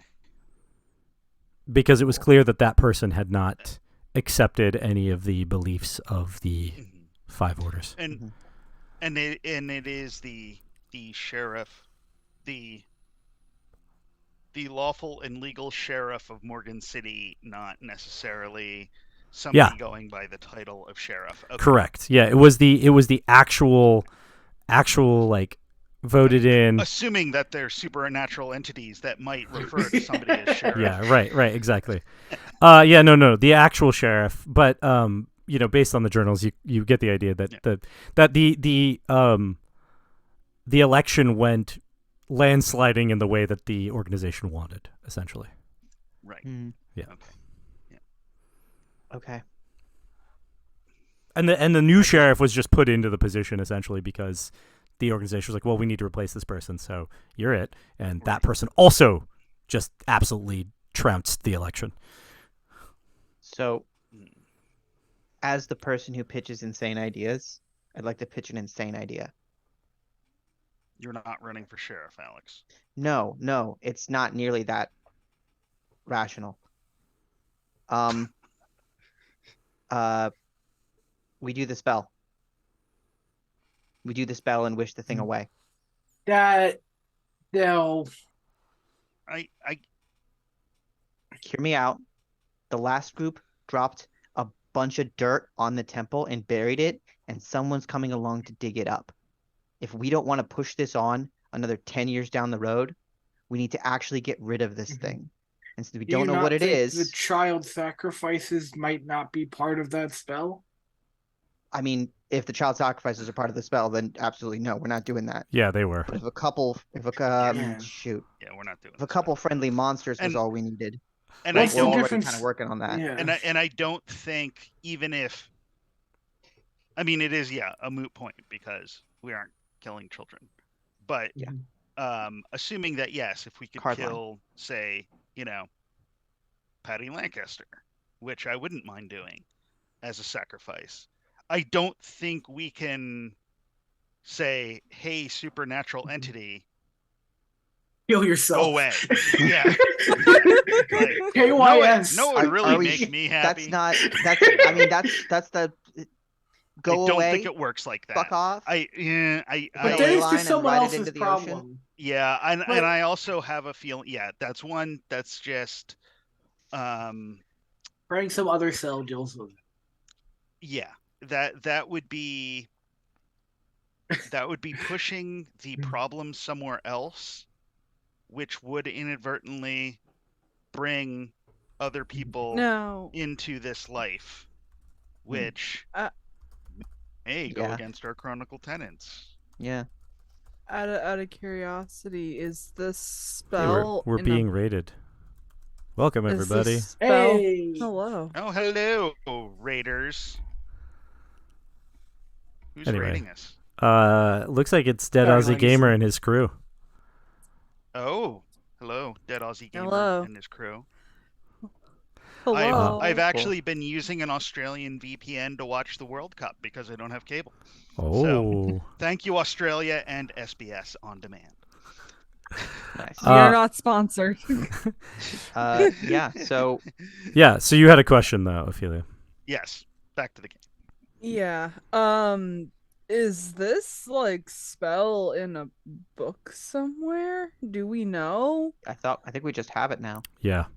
It's in the journal. Yeah. I mean, this journal is going to have to get destroyed. There is no way around that at all.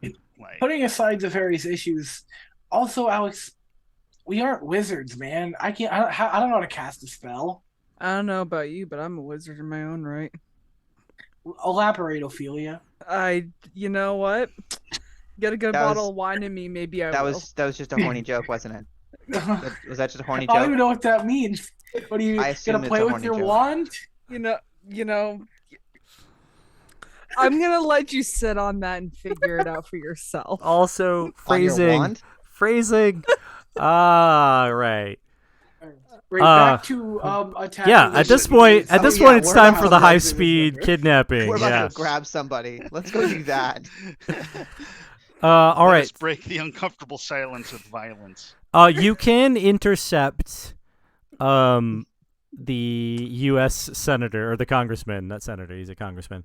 The U.S. Congressman, Waylon Biggs, on his way to wherever it is that he's headed. there is the ability to do that. You will get essentially one drive roll to succeed in doing that thing, to do like the getting in front of him essentially, and then from there we'll have a series of rolls to determine how it plays out. But you'll get one chance because he's getting onto Brashear Avenue to move through the main area of Morgan City. Cool. It sure sounds like what we're doing is illegal or underground in some way. It does sound like that. It is illegal Want me to activity drive? underground. You driving? Yeah, Yes. I think Alex is our best candidate for driving. Alex is, and and yes, that would mean that your creed would come into play, so you can get your desperation. Oh dice. yeah, we are now performing fairly serious crime. Mm-hmm. Highwayman shit in 2022.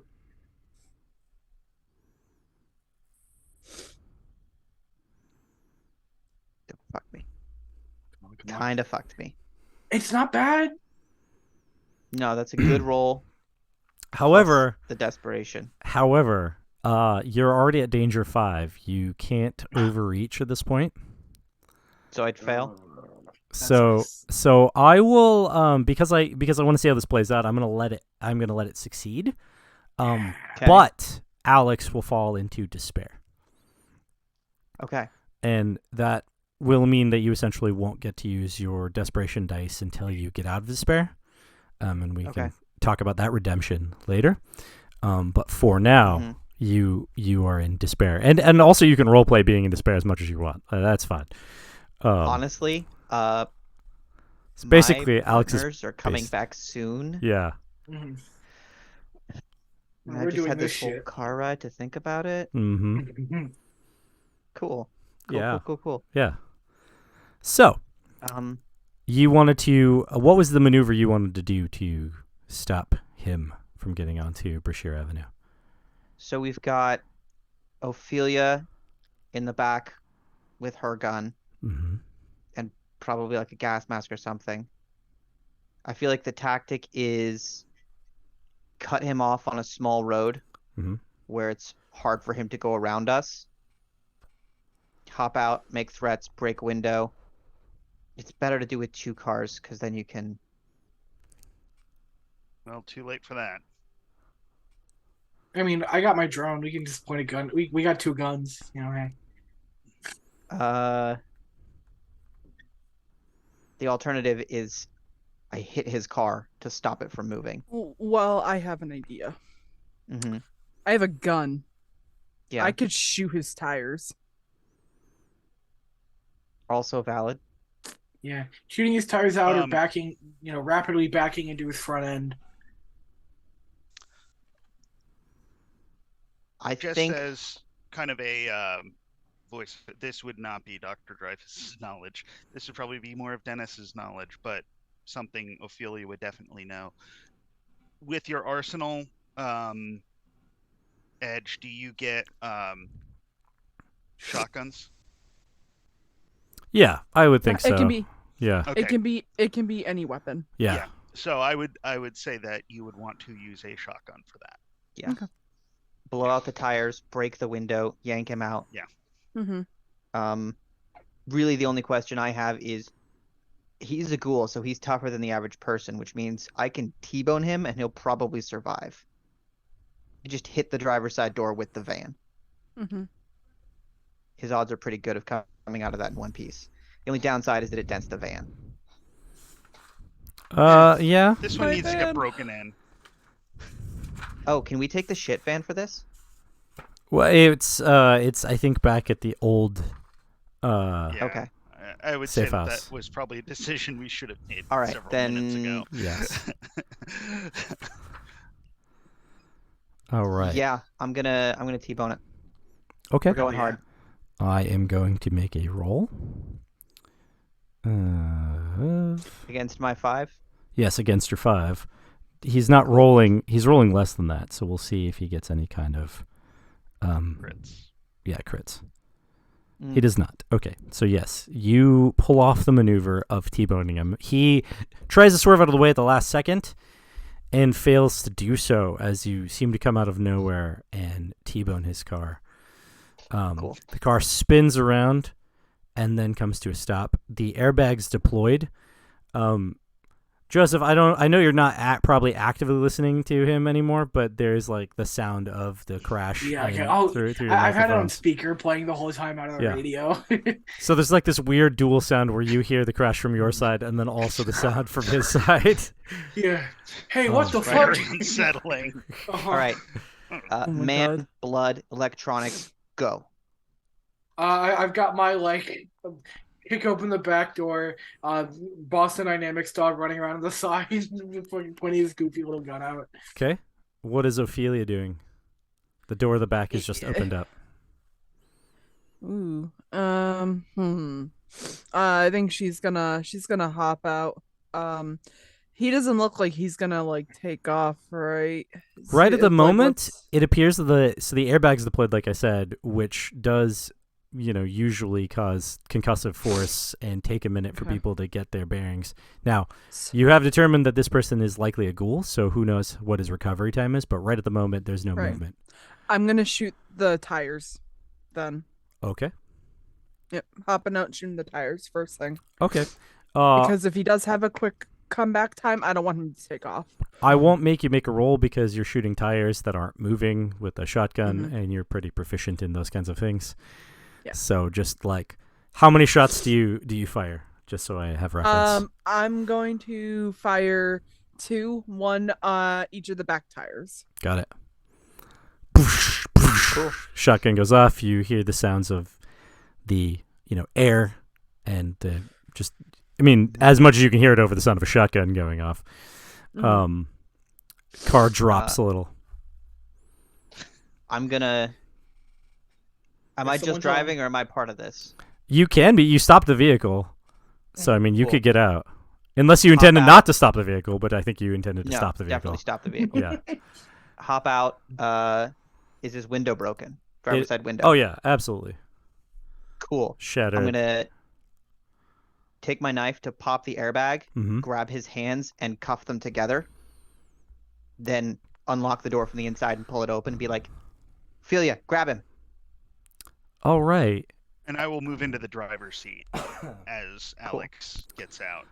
We are going to have an opposed moment where you pop the airbag and find him looking at you as he's coming to. You reach in to handcuff him, and he responds by trying not to be handcuffed. Okay. So a reasonable thing to do. Yes. As one does. As one does. Yeah. Cameron says, always resist arrest. It's never a bad idea. Oh my God. Cameron would know that firsthand. These are the opinions of myself only and do not reflect the opinions of the rest of Strain the Swamp. Regardless of the legitimacy of person trying to arrest, always resist. Race Dennis. Fuck yeah. Well, go ahead and make any number of successes because he got 0. Let's go. What's he trying to do? He's just trying to get away from you as you try to handcuff him. Okay. Am I doing athletics or brawl or what? What would handcuffing? Larceny? I would go with Dex and larceny in this one because you're not trying to you're just trying to put the handcuffs on his wrists, right? Similar to slipping something into his pocket. It's a magic trick. Yep. Hear me out. I know that we're all convinced this guy's a ghoul, right? What if he's just not? He's just a guy. He's just a guy. We just kidnapped the senator. He's got a bag of blood. He's not a good person. We never saw the bag of blood. We never saw the bag of blood, though. If he's just a guy, he's a tough son of a bitch for having taken a car and being this ready to fight. Oh yeah. I'm just saying. This guy's he just hasn't actually shown that he's ready to fight. I got a crit on him. Are his airbags covered in blood now? You got 5 successes on him, so you absolutely. So he reaches for my throat, and I'm like, "Cool, hands." Yep, and you handcuff him. No, that was a dice pool of 6. So yeah, he had a bigger dice pool than you. Yep. Mm-hmm. Oh wow, he just rolled But he rolled no successes. Yeah. Cool. So he is now 6 handcuffed. 10-sided dice. The highest roll is 5. Yep. Ouch. Mm-hmm. Straight ouch. Yep. Wow. Cool. Yank open door, throw him on the pavement, bag overhead. Yeah. Ophelia, are you going to help with this? Yeah. Okay. I am searching him to remove any tech, a phone, a second phone, a wire. So we'll make a couple of brawl rolls, or we could have an assisted brawl roll for dragging him out of the car. Which would you prefer? Ophelia seems like she'd have decent sprawl, yeah? Yeah. Or Yeah. So assisting is... I also would. I think. Do I get my desperation die for this? You would.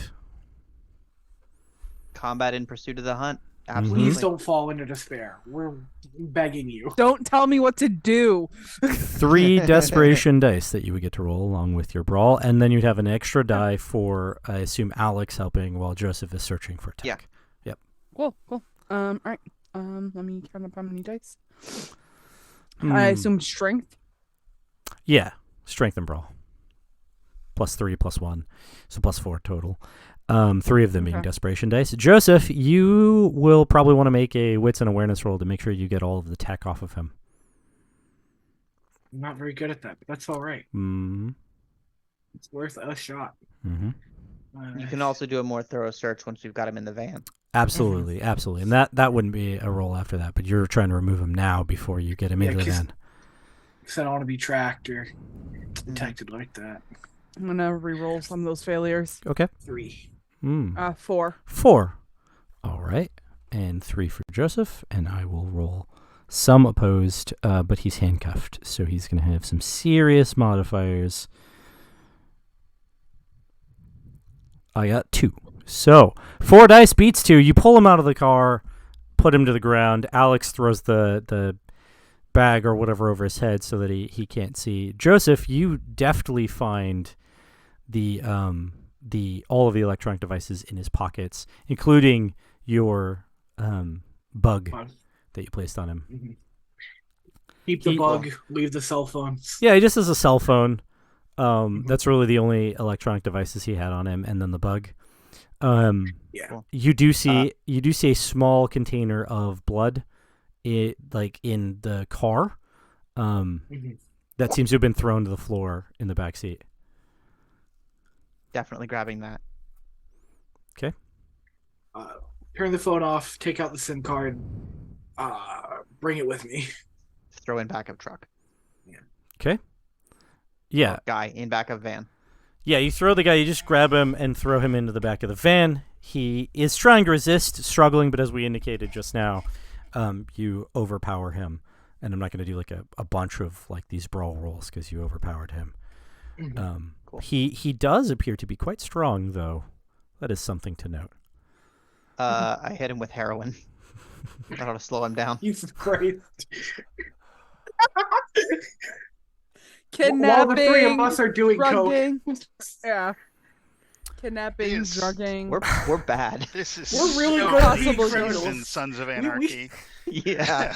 You chose the wrong career path, guys. After the Reckoning by Kurt Sutter. We have established that Alex does carry things like heroin on her. So,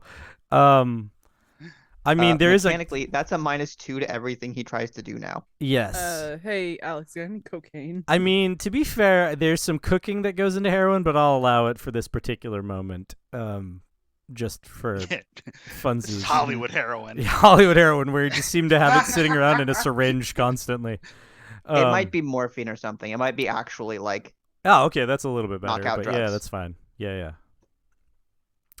Cool. And it's not Sedative. balanced. I hit him with a sedative. It's not balanced for his weight and size and potential potency. It just slammed a bunch into him to make sure that he calmed the hell down. He's gonna It's OD, and fine. we're gonna be without him to interview. Cool. I think we should drive away now. The ends justify the means. That is the ends justify One the of our means. tenants. And Yes. so, however, because your danger is at 5 and because you overreach a little bit, when we put you in despair, as you start to drive away, Dr. Dreyfus, and they're slamming the back doors, like the Boston Robotics dog has to climb inside the van, you slam the doors and drive off. As you're driving away, you catch the glimpse of a county sheriff's vehicle coming down the road Uh-oh. on one of the side roads, and then it in the rearview mirrors, or at least in the side mirrors, you can see it comes out past where the accident is, but the lights come on and it flips around, but it appears to be going to the site of the accident. I am attempting to drive as swiftly away from this site as I can. I'm get us pulled over for speeding right now. I will. You know what? Let's have Dreyfus do a drive roll and see what happens. Yeah, this. Maybe like a composure plus drive to seem cool as we drive past the cop. Nothing's wrong, officer. Have a The good cop's night. behind us, right? The Right, cop is behind you. I got the impression we crossed an intersection and then he pulled out between us and the accident and went Yeah. towards the accident. He did. That's exactly right. Okay. So he's already So we're- turned away from us. We just need to keep his attention from not being on us. We're just So- trying to look like assholes who don't care, not like Wait, peak what are assholes we- who did it. What are we saying this is? We'll make it a Composure. composure plus drive. Yeah, we'll make it a composure plus drive Composure plus drive? to Okay, keep excellent. your cool as you drive away, looking like you're just a random person who didn't see the accident that just happened. Oh, Please be good. wow. Yeah. Okay. Yeah. Tell take ya. it. 3, not bad. Let's go, Dr. Dreyfus. All right, 3. Yeah, absolutely. I will call that a win. 10 and 2, 10 and 2, 10 and 2, 10 and 2. Because of his age, Dr. Dreyfus rolls through this intersection and down the road as any person of his age would, pretending to also Drive a driving dented slightly van. yeah. Also driving according to all traffic laws that he's aware of for the state of Louisiana. There's my cut. We return to the hunters as they have kidnapped a US Congressman in their van, handcuffed, bag on head, heroin/morphine injected into system, driving away, and a county sheriff has arrived at the scene of the accident. But our hunters managed to drive casually away, as it were, to avoid Do that a lot. suspicion. Mm-hmm. I mean, And, when you say it like that. Yeah. Drive casual. We need to get off the road. Yes. Mhm. And preferably, I guess, I mean, we've been here a couple days.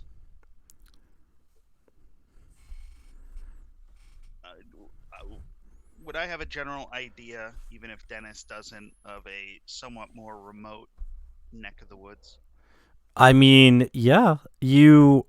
So here's some options that you have at your table. You have a couple of safe houses. You have 2 safe houses, which you are aware of. But those might not be the best places, considering that one of them is currently a place where you're blackmailing the community manager, and the other one is a the place. Safe houses are off the board. Yeah, off the board. Those are not places we are going. Other We're not places. taking a congressman to our safe house. Let's take him back to the burned Riverside place. There's. I was gonna thinking say about other that. places I was are thinking that too, actually. the side of the bayou, where there used to be the It was like a Pollywog pub or something, right? Pollywog bar, which is more like a dock with some sort of makeshift tiki bar thing that you burn to the ground. There's that area. There's also an RV park near the lake that you've seen because you have driven to the lake a few times. There's people in it. But there's there's a couple of RVs. Who knows who actually lives in them? You don't know. Right. But yeah, so there's that. Mm-hmm. I say- Yeah, avoid the burnout. RVs. There could be people. Yeah. If we had a better idea of a place to take them in the RV park, that'd be different. But Right. I'm not gonna knock on doors with a Mhm. drugged up U.S. Congressman. renditioned congressman. Man. Right. That seems fair. Yeah. All right. Can you tell us how to get to Gitmo? Damn. All right. Yeah. Get to the swamp. Yeah, you know the way. You've been there before. It was kind of like the same like way to get to your safe house from where you are, but then you go left instead of right, essentially, and then you go through like empty areas and then into the willowy trees and then eventually to the side of the bayou on the end of that road that dead ends somewhere down the way past this bar that you burned down. But you're familiar enough with it because you scouted it out first and then you drove there and then you drove back, so you're aware of it. Cool. We shut off all his electronics. I'm going to suggest we do the same for ours, at least for the duration of this. Yeah. Fair enough. Cool. So the only thing on is like the van until we get there. I'm gonna ask a single question that no one mentioned or thought about because too much action was happening. Where is Joseph's drone? Fuck! Fuck! No! No, I just got it back!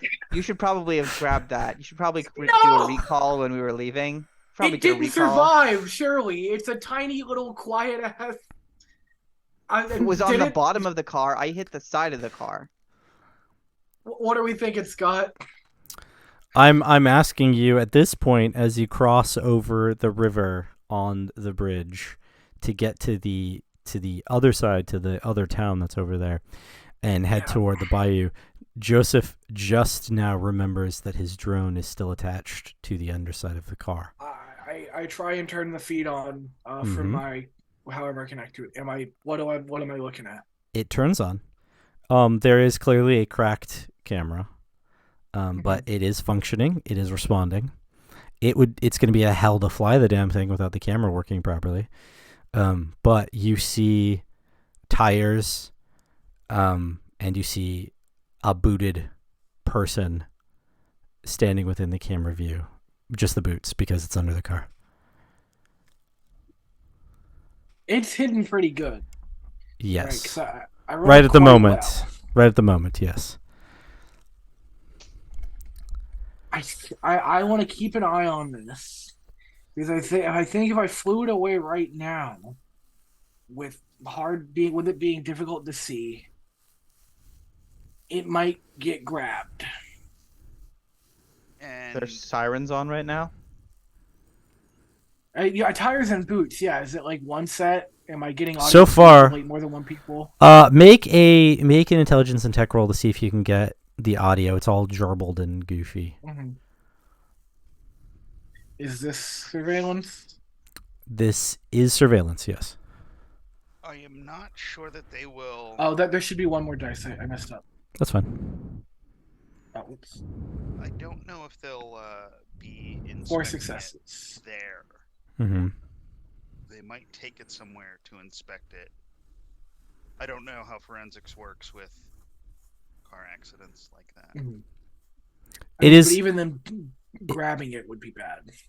It is blocking the road, so they would tow it regardless. So maybe when it's being towed is a good time for us to make the drone escape. I am not sure that they will do that kind of investigation on the road. Yeah, that's really the question is, do we think they're going to find it? Because I think if they found it before they towed the car, they would put it in like an evidence bag or whatever, put it in a squad car. Mm-hmm. Mm-hmm. 4 successes get me anywhere? 4 successes gets you enough audio to understand. The person talking on the radio to someone else. You have a hard time hearing what the radio is saying, but it sounds like typical police stuff. They're just asking questions. The person is reporting the vehicle damage. The voice you recognize as a particular really terrible deputy that you've dealt with before. And this fucking guy. Yes. And Sheriff Deputy Benoit, right? Chuck Benoit. Also on the murder list. You hear him talking, and you can hear him indicate to whoever he's talking to on the radio that he's 100% certain based on the registration in the car that this car belongs to US House of Representatives, the Honorable Waylon Biggs. Yeah, that's no surprise, I guess. Do I feel good that they're not going to find this if they get under there? It's basically 50-50.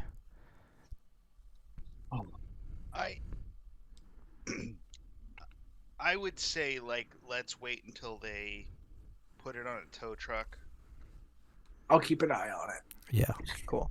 I don't think there's reasonable suspicion of a drone based on the enormous dent and airbags on the side. Not at the moment. Correct me if I'm wrong. Yeah. I don't think there's any way they can get back to me through this drone.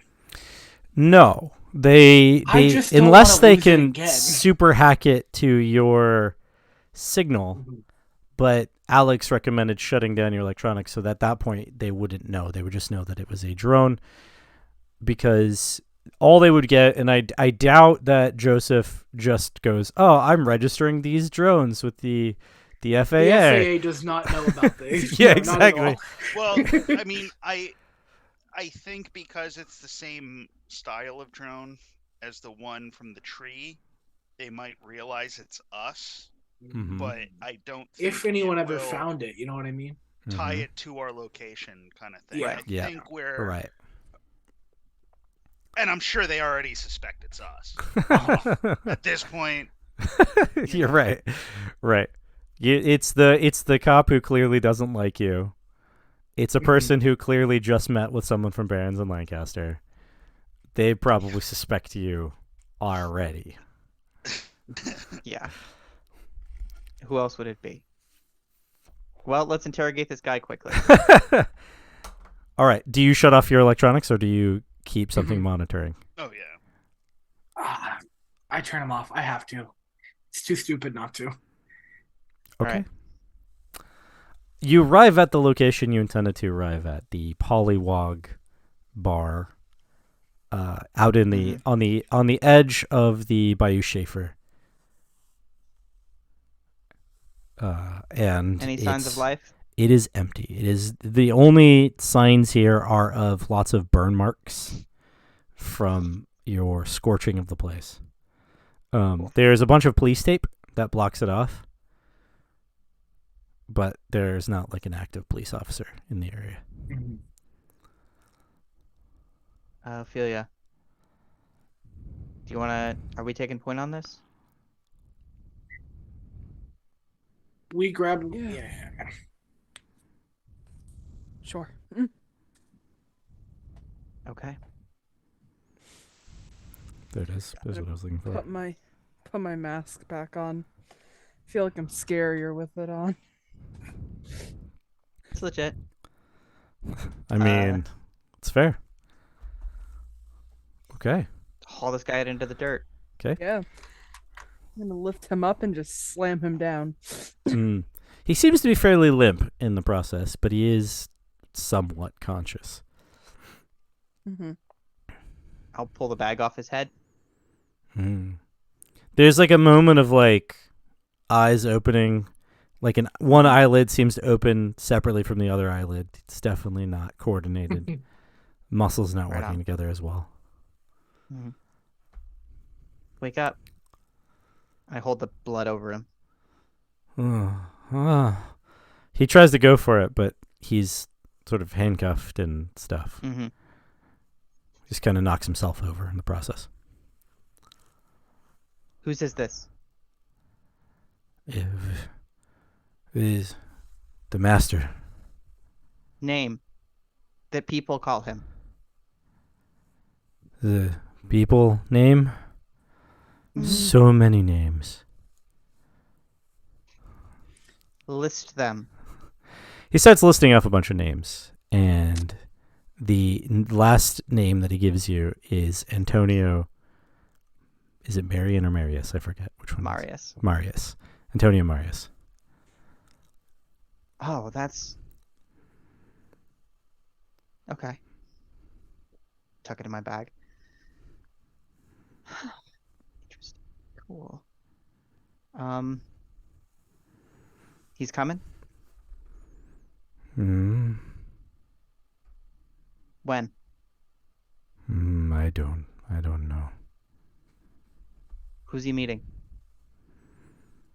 Everyone.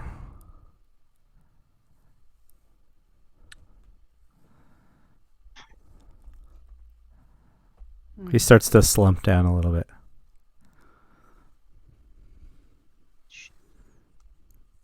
Fuck. Okay. That just means we're on a timetable. Yeah. All right. What do you know about the project, the excavation? Earth first? Yeah, good initiative. Helps the planet. I don't appreciate being lied to, Congressman. Earth first. The dig. Hmm? What do you know about Earth First? Earth Are you first. behind them? Initiative? Make biodegradable plastics. It's good for the world. Martin, what do you think? Bioplastic.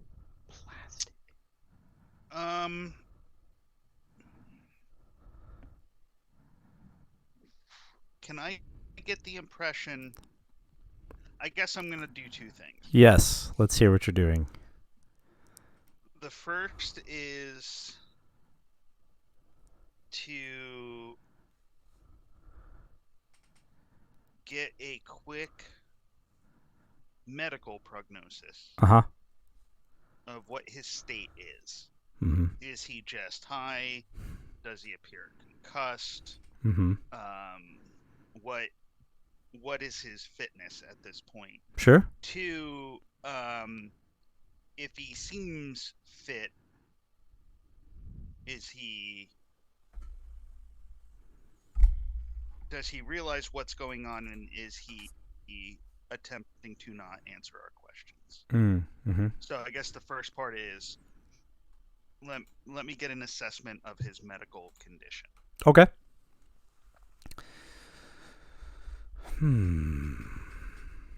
So that's probably something like intelligence in medicine or wits in a medicine, something like that. Sure. Yeah, whichever one is better. And interrogation is Yes. Creed field, so yes. Okay. Yes. So that You're getting information from a source. Yes. All right. That's so big.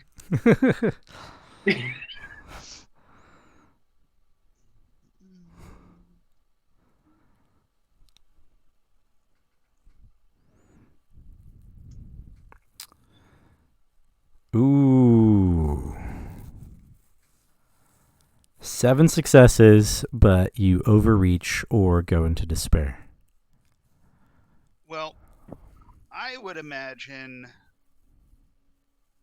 probably despair fits here because despite the fact that this dude is a bad dude who's affiliated with the supernatural, this is definitely starting to push first do no harm in a big way. So I am definitely having some serious internal struggles with what's happening here. Yeah. But I will pursue it nevertheless. His state, as far as you can tell, does appear to be potentially concussed, but more likely reacting to the heroin/morphine injected into his system, sort of haphazardly without determining his like body weight and body chemistry. Assuming he was a ghoul and therefore would probably have a stronger response, and resist more. So Alex just was like, this much. That is likely to be what's happening right now with his mental state and physical state. So he's just high, but that shouldn't mean he's avoiding our answer. Like, he's understanding what we're saying and all of that. Yes. He's just kind of fucking with us. Okay. As much as he can. Yeah. Well, I probably more like basically it's. I mean, it appears as though he's answering the question, but in a way that he wants to answer the question. Exactly. Yep. That's where I was going with that. Yep. Yeah. Okay. I'm looking at him. I'm like, he's.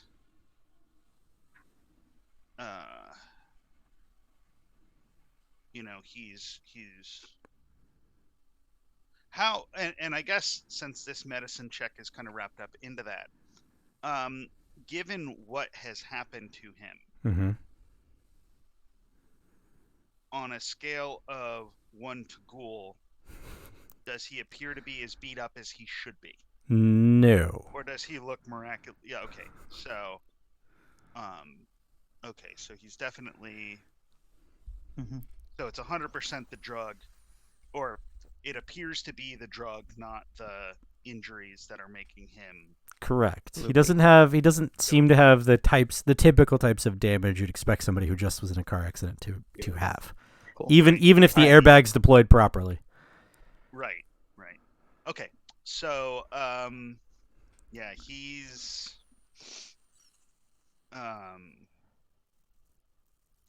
want to ask him how old he he's is. healthy, but he is high, so he understands what you're saying. He's just his ability to dance around it and deflect it is reduced, so that's why it's such a poor attempt. Cool. Hey, buddy, how old are you? 56. 56. Right. How long have you been 56? 56 years old.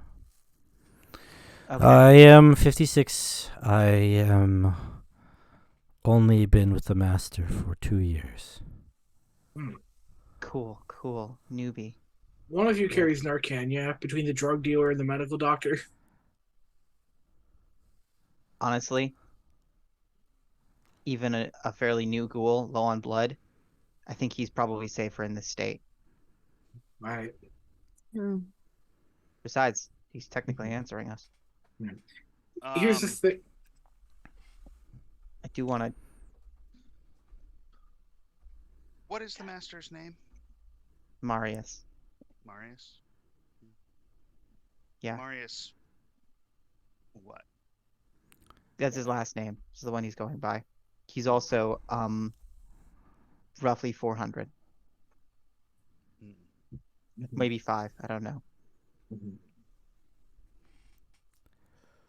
Congressman, I think we know more than you think that we know.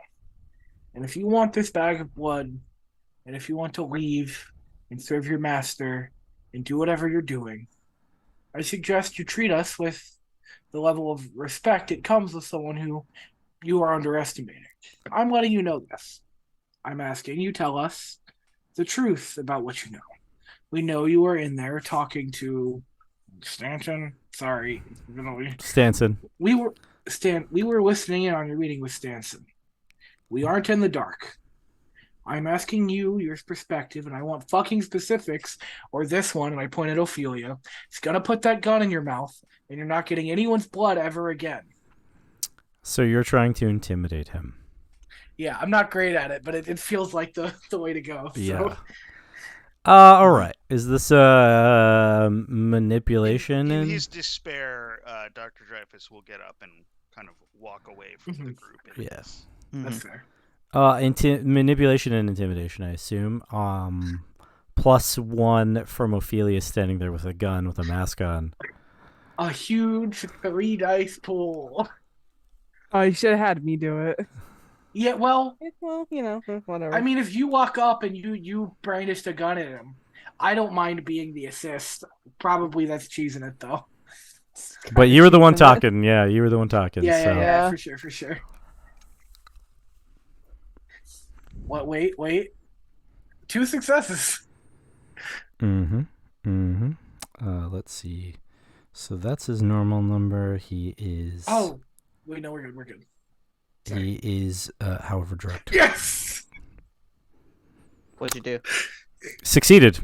He resisted Excellent. with 1, and Joseph got 2. So he Okay. looks at you. He looks at the gun. He looks at Alex, and then says, "Are you the hunters?" Real quick, in my own knowledge, he can't like psychically communicate with his master, can he? Nah. Cool. It just popped into my head as we were giving him information that maybe someone else was listening, and it's like, let's check that real quick. Okay. The hunters that are fucking it all up. That's you. I mean, all, ain't we're it? working on fucking it all up. Yeah. Mm-hmm.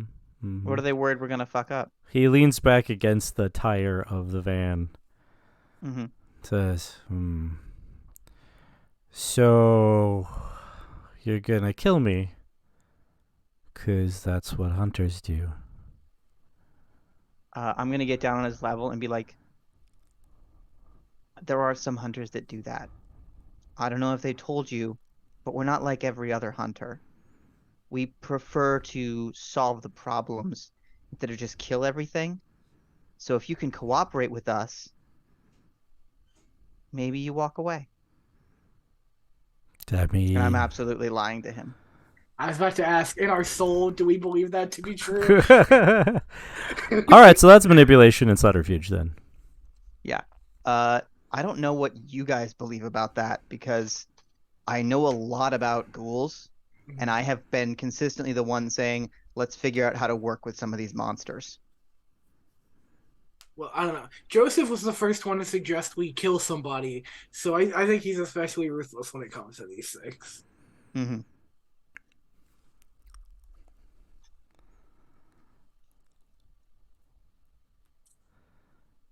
Come on.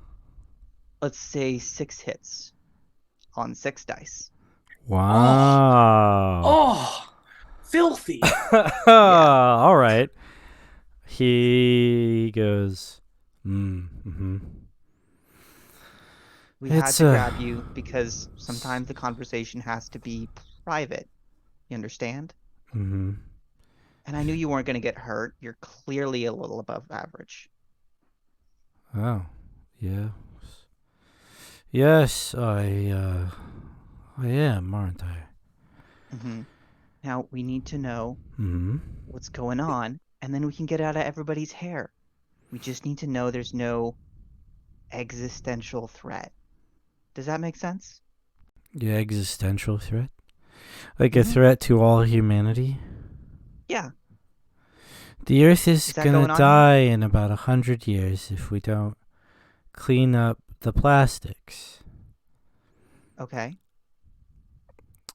But the Lancaster and Barons will probably kill it first. Okay. And how's that? The bioplastics are something else. I don't know. I've just seen the facility. Okay. Which one? No, you say a bioplastic. Is that milk? Is that what you're talking about? No, milk is from wherever they are getting it is something else they don't understand. Interesting. Okay. Then what's this bioplastic? What's this facility? Tell me about the bioplastic, please. Greenhouses. Barron's Pharmaceutical, where they make the bioplastics. Top secret clearance. Do I have that? Mm-hmm. You have that. Sure. I'm Okay, a congressman, you know. Hey. I heard that. It's very impressive. You kidnapped a congressman. That's very bad for you.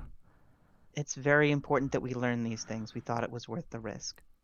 Which is why I really need you to tell me how bioplastic works and what they're using it for. It eats other plastics by breaking them down like an amoeba. Grey goo. Okay. And you think that's bad for the world? You think that that's gonna kill? You said Barons No, and Lancaster was no, gonna destroy the no. world. No, no, no. They'll probably destroy the world with the partnership with the cult.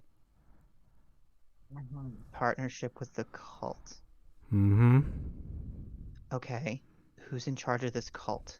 Well, I don't know. She's mysterious and only comes out at night. That's all I know. Okay. I've never seen her. Do And you know her name? Marius tells me to stay away from any type of meeting that Stanton has with her. Okay. Do you know her name? No. She's very old, though. Older than Marius. Okay. So, Barons and Lancaster have an agreement with a cult, and together they're working to destroy the world in the next... soon? Well, if they do whatever it is they plan to do, then they will probably destroy the world. Even Marius thinks so. He told me once, but he then tried to I get just me to forget, but... frantically pulled my phone out and started recording what he's saying. Say that again. That If they'll Barons destroy and the world. Lancaster... Who will? The people doing the thing in the place that I don't know. The name of the company. Name of the company. The Barons in Lancaster? Uh-huh. Mm-hmm. Okay. And you know this for sure. You're Well, absolutely sure. Marius thinks so. Right, and Marius is... My master. and a... Kindred. Thank you. What the fuck's a kindred? No, It's another word for a vampire. I'm gonna send that recording. I'm gonna save that recording, and I'm gonna send this to the werewolves when we're done. So your electronic device is on? I turned it on long enough to record that. Got it. Because here's the thing. I said we were disabling them. I figured that was like pulling a SIM chip, so I could use the recording quality without it being connected to stuff. Gotcha. Oh, okay. The good news is, I also think we have what we need at this point. Okay, so you don't know about the cult. You know how many people are in it? Many people. Okay. What about Dr. Aurora? You know what her deal is? She works for Barons in Lancaster, in charge Right. of bioplastic project. Right, which you say is a good thing. It will save the world from plastics and microplastics. Cool. Still sounds dangerous. Fuck, shit.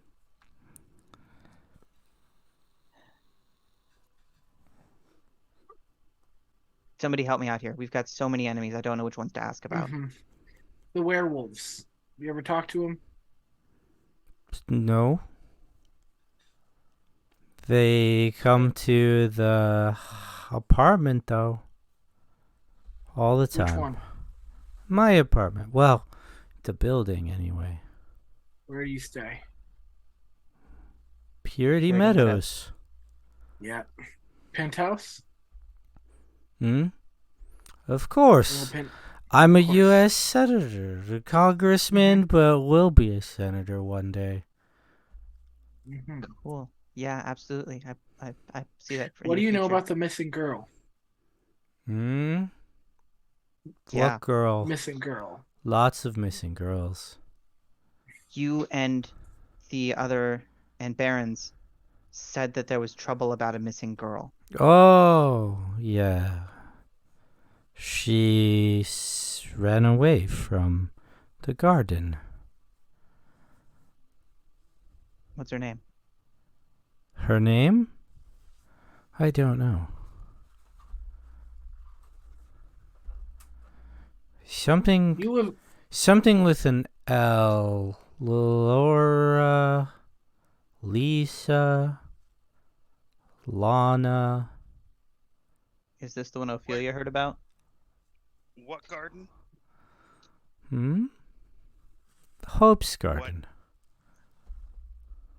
What does Hope's Garden have to do with this? It's where they sometimes take the bodies. Where she brings them back to life. Oh, what the fuck? I knew there was something going on. Brings who back to life? Who is involved in Hope's Garden? Is it just It's the scarred nun. sister? Yeah,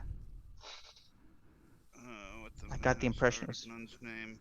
it's for operation, right? Sister Mary is her garden. Yeah. It's her and the cult's garden. And Different and cult. Father Martin too. Who? Good answer. The parish priest. Oh, I'm sure he's involved. Right. I've never talked to him before. I've seen his sermons. He was at the Shrimp and Petroleum Festival. You know about what goes on in Purity Meadows? Surveillance, Oh, Murder. yes. What do they do? All to serve the masters. Is What that do how they- they eat?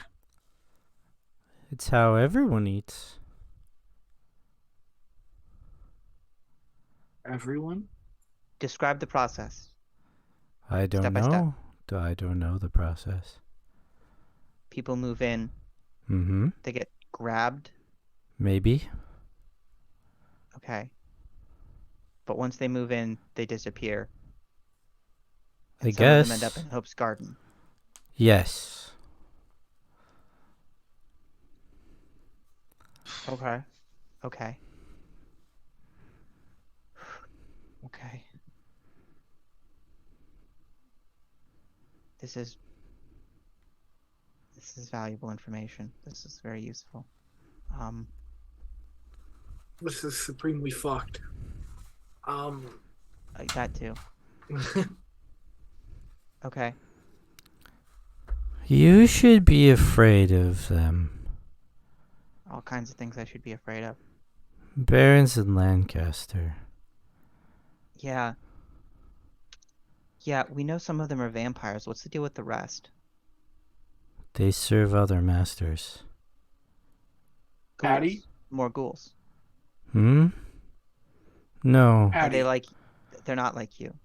Other masters. I don't know what kind. But So not like servants of Marius. Something... Okay. Something not a vampire that can create a mortal servant. And you've seen them... Have you met them? These other masters? No. Okay. Do you know anything about them at all? No.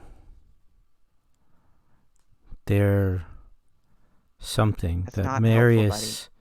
Marius fears, or secretly fears, but does not admit.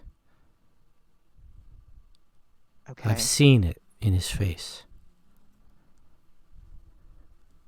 He's afraid of what they can do? The Or what they are masters? doing? Yeah. Yes. Okay. These other servants of the other masters, have they demonstrated any kind of ability? Any quality of supernaturalness? You know what I'm talking about. You can do some of it. Patty can be different people. That's all I know.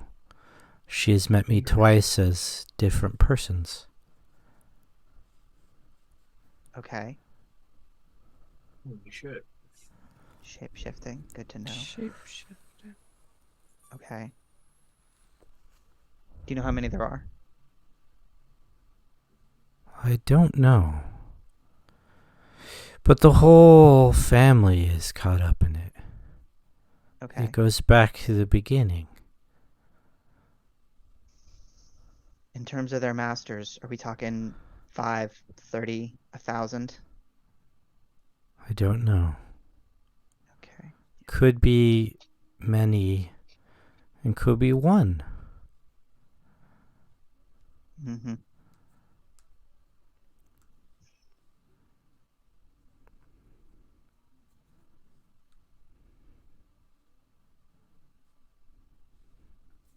What are we missing? There's so much. I don't even know what to ask about what to ask. Right.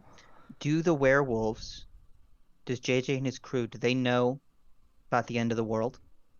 They want the end of the world. The world is a complete shitball, and they'd rather it not be anymore. Alex gives Dreyfus a, like, you were right kind of look. Good call. Glad I listened. His life has been terrible, Mhm. and it doesn't get any better. Okay. Leap. His kind always serve masters. Mhm. What do you mean? They serve masters. Since the beginning. It all goes back to the beginning. When was the beginning? Long ago. Before The Marius. beginning of the world? I think so. At this point, I've, like, dropped from my crouch and I'm, like, sitting cross-legged. I'm like, beginning of the world, like...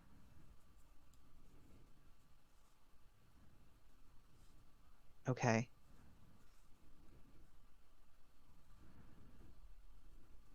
Wow. That's some big thoughts, huh? In the beginning was darkness, and the earth was void, and the Spirit of God moved upon the waters. And so was the beginning. Genesis. Oh, right. The Bible.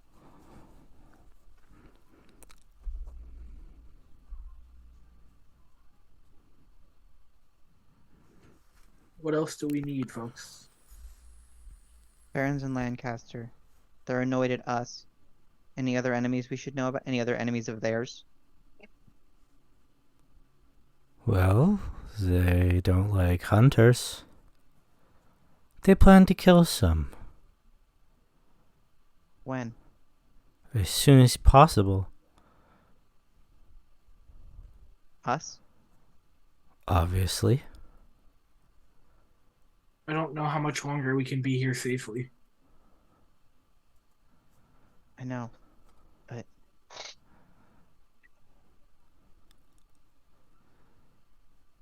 let's go. We don't have to get rid of him right now. I We don't can talk think. a little more in the van and then dump him somewhere else. I don't know, man. That's a risk. But I did turn on my phone, so if they triangulated, then they'd be coming here. So if we're not here, then we're safer from that. Just a quick relocate. I'm gonna start just like scanning the sky, just to see, because I would not be surprised if we get, yeah, my paranoia might have ratcheted up a bit with that statement. Mm-hmm. Make a wits and awareness roll for me. Okie dokie.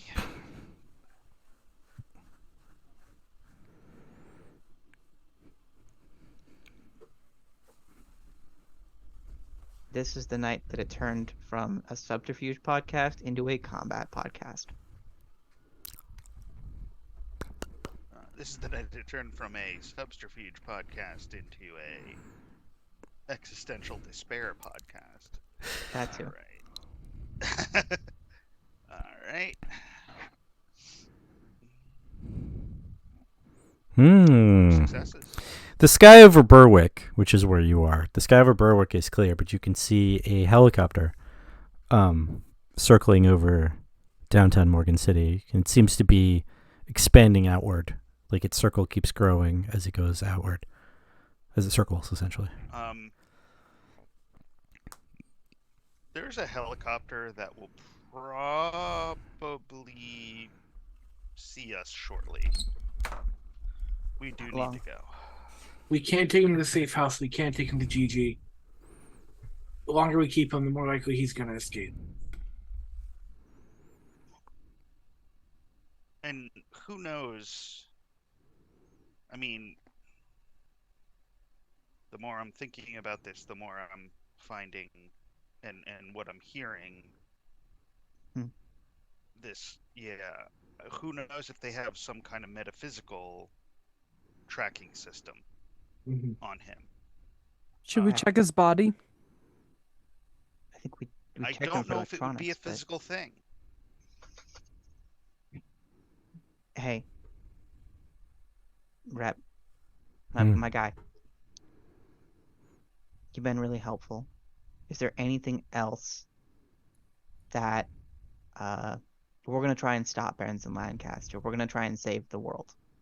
Maybe even with those plastics, if we can manage it. You know, prevent the plastic takeover. Do what you're talking about. Like, I think you and I see eye to eye on that, and I think that's really, really good. How would you advise us to stop them from ending the world? What do you think we should do about that? You Like, can't assuming we don't stop die. them. You can't stop them. Okay. I don't know how to stop Who them. can stop them? Yeah. Okay. You don't know how to stop them.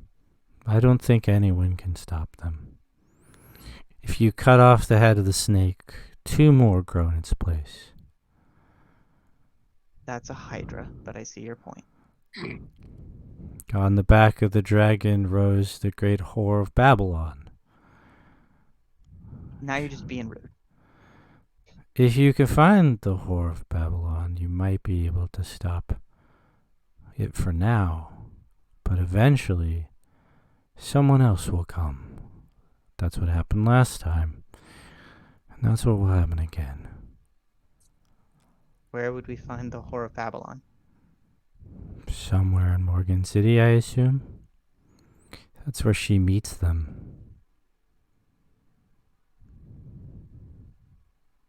Which she are you referring to?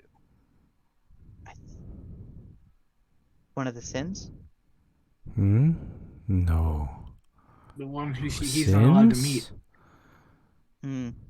Yes, the one that I'm not allowed to meet. The one older than Marius. Stay away from her, Maria says. Don't go anywhere near them when they're meeting. Where do they meet? Where do they always You meet? have to know where. Okay. Diner? Where do they always meet?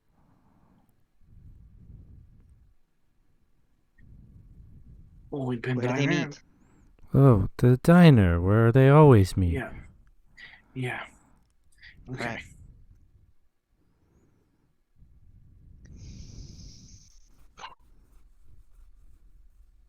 How far away is the helicopter? It is getting close enough now that it's crossed over the river and is starting to search Berwick. What's this guy's name again? His first name? Waylon. All right. Thanks, Wayland. You've been really helpful. I step up and I just give Ophelia a nod. Cool. I'm just gonna I'm gonna do this because I don't want to make a whole lot of noise. I'm gonna take the back end of my gun and I'm just gonna whack him in the head. Throw him in the river. Let him drown. Yep. Okay. I appreciate the sentiment, but as a ghoul, he'll probably survive both of those things. Not unless I sit on him, he won't. I mean, we could just keep hitting him until, you know. Yeah. I mean, to be fair, start the give him enough drugs to be gone. That's also fair. I can triple dose him with the morphine. Mm-hmm. through some combination of beating him upside the head and dosing him with drugs, you get the very medical opinion that his heart has stopped and he is no longer amongst the living. Okay, We just killed a senator. we killed a monster. Holy fuck. Holy fuck, we just killed somebody. Hang on, I have to We, check this off my bucket Joseph. list. That's a. Get in the van. I've already started it. We've Cool. got to go. Yes. But Throw body into swamp. Let gators do the rest. there's, at this point, I mean, what can we possibly do? We can first we get Silver and kill the werewolves. They're the ones we want coming after us the least. Then we get Fire and kill the vampires because they can't come after us during the day, so we do it tomorrow. Then we figure out what the third group is, get whatever kills it and kill it. Then we we blow up the dam and bury the dig site, and then we leave town. Mm-hmm. So, like, Or we blow up the dam first. That part sort of moves us around. Patty's like a shapeshifter. Like a ghoul shapeshifter. Yeah. Like, Why? Not a ghoul. Maybe A not. ghoul to something else. but like, are there any of them that can like hardcore shapeshift like that? Like, any like vampires that are like really good at shapeshifting, or like, I Did they, don't like, know. Turn into like wolves and things. But Pat- like, he said that she turned into like a different person, not like an animal. Yeah. Right. I'm wondering if like she's not even affiliated with like vampires. What if she's affiliated with like something else? That's what I thought he was saying. Yeah. Is that he's a ghoul because he is bound to the vampire family. Patty is bound to something else. She's like a ghoul, but the thing she's bound to isn't a vampire. It's something else. And he doesn't know what it was, but he knows his vampire master, who's like 500, was afraid of it. Well, you said that like magic casters are real. You think that Yeah, things but like they don't thrall. They don't do that. yeah, but do you think things like fairies are real?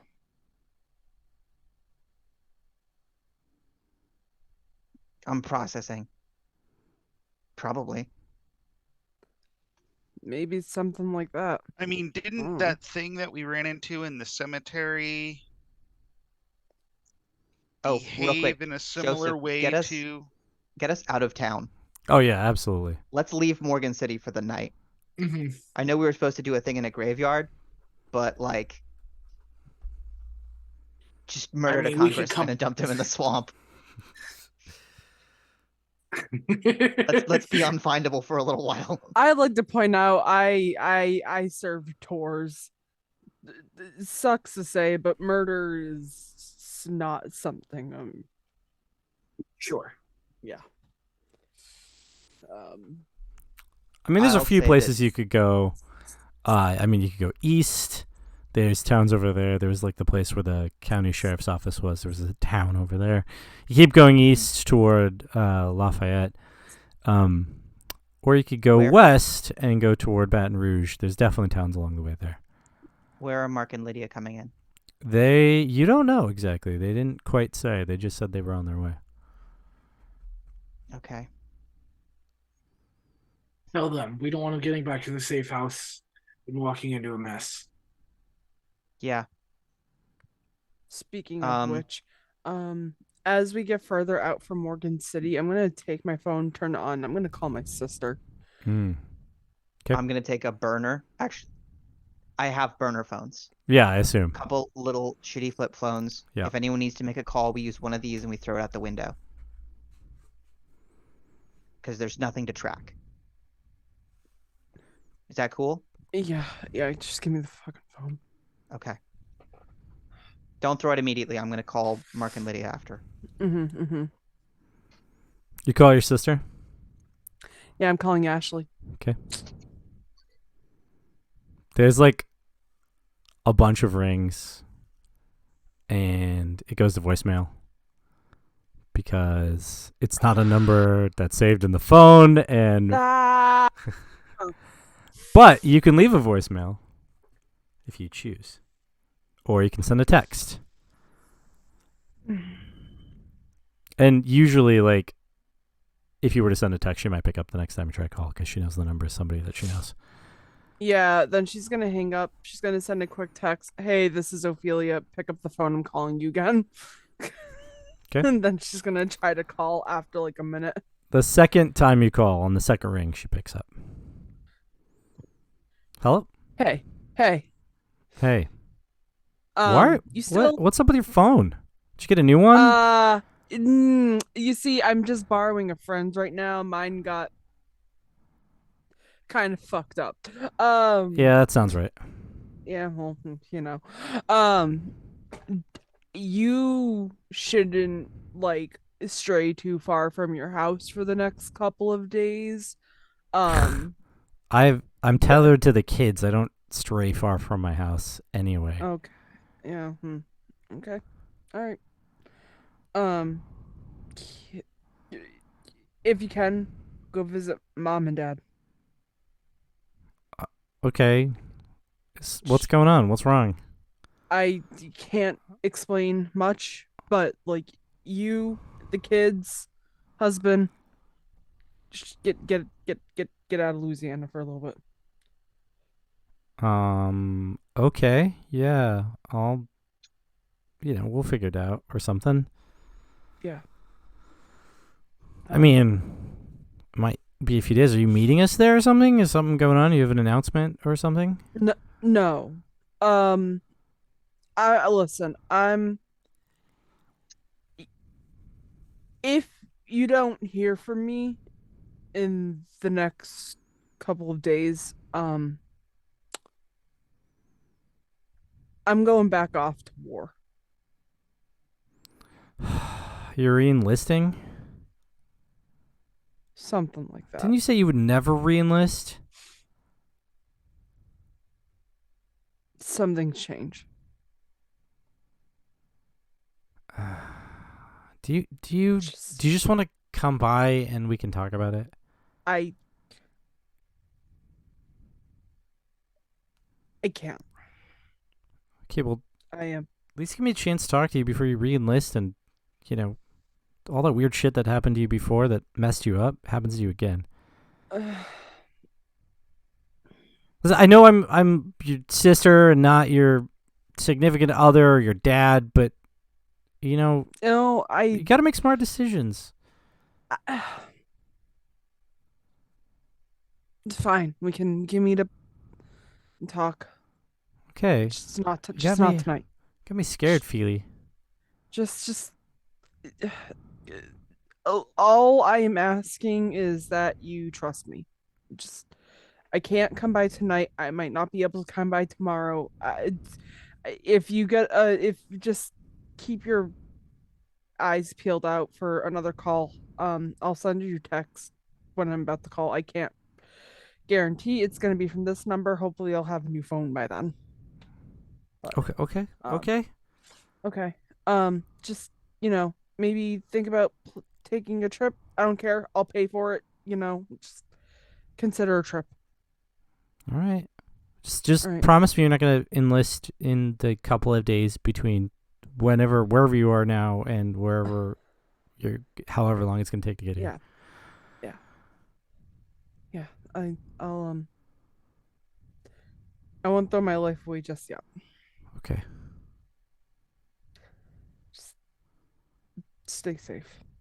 You too, Feely. I gotta go. I'll call you when I make my way back towards Morgan City. Okay. All right. Then she's just gonna hang up the phone.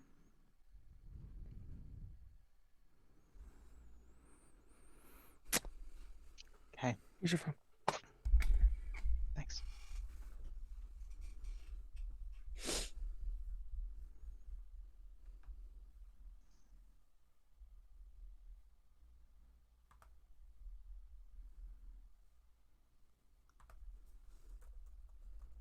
Calling Mark. Yeah. Hold on 1 second. I am trying to figure out the direction in which they would be coming. Pause. It's not loading very quickly. Why is it zooming in? Well, it zoomed in. I don't know. But they're coming on Highway 70. That is all I'll use for now. Oh, here we go. Okay. Hold on. Almost there. I'll tell Joseph, get on Highway 70. Got it. All right. So Highway 70 is the road that goes past the lake in the northward direction from Baton Rouge. Okay. And so Mark answers. Hello. Hey, it's me. Oh, okay. Hey. Burner phone. We're concerned about being tracked. Smart. Necessary. The job's heated up a fair amount. We just interrogated a high-profile ghoul. I've got some good information. Are you close? Yeah, we just left Baton Rouge. We're headed toward Morgan City. 40 minutes or so. Okay. Might be best to RV at a rest stop or something. There's going to be a manhunt for the next couple of hours, probably for a little bit longer. Manhunt for you? No, for the ghoul. Like I said, high profile. Ah. Okay. That happens. High profile ghoul, high profile vampire. One that we know.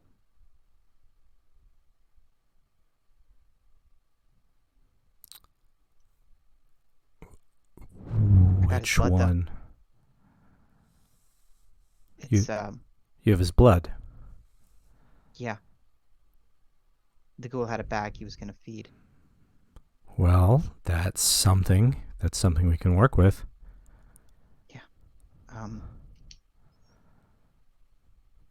Yeah. Rest stop. I think we'll see you there. Yeah. I think there's one lake end park or something we can hit.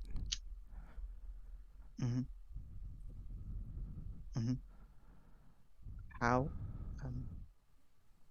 Are you okay?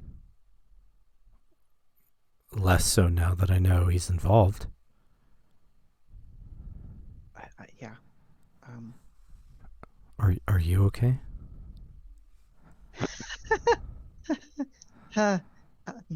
You know, figuring it out. Just, yeah, of course. Day by day.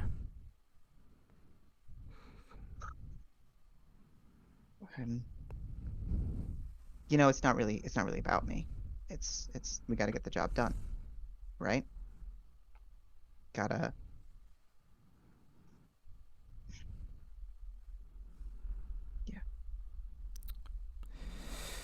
Yeah. Overall, though, recon I'd say was successful. I know who we need to kill. I have a pretty good idea of what they know. That sounds successful, yeah. It's fucked up. There's a lot of fucked up stuff going on here. That's why we started coming down. It sounds like you're in over your head. We're looking at least 4 target groups, possibly 5. Groups? Yeah. A cult using plants to raise corpses, vampires who are killing people in an apartment building, something else that makes humans its servants, gives them powers like shapeshifting, and a pack of werewolves who want the world to end. I feel I may have undersold the fuckedness of all of this, but it's... Yeah, that's pretty I'm fucked, not. Alex. I'm- That's pretty I'm fucked. not okay. I'm not okay. Okay? I'm not. I'm not. And then Marius is back, and I don't know if I can. This point in the back of the van, head in the corner. Don't know if I can handle this. 3 months, and I'm the most experienced hunter in this car. I can't do this. Can't do this. Don't worry. Don't worry. We're almost there. And we can do this together. I haven't stopped worrying in a long time. I know. Oh God. Oh God.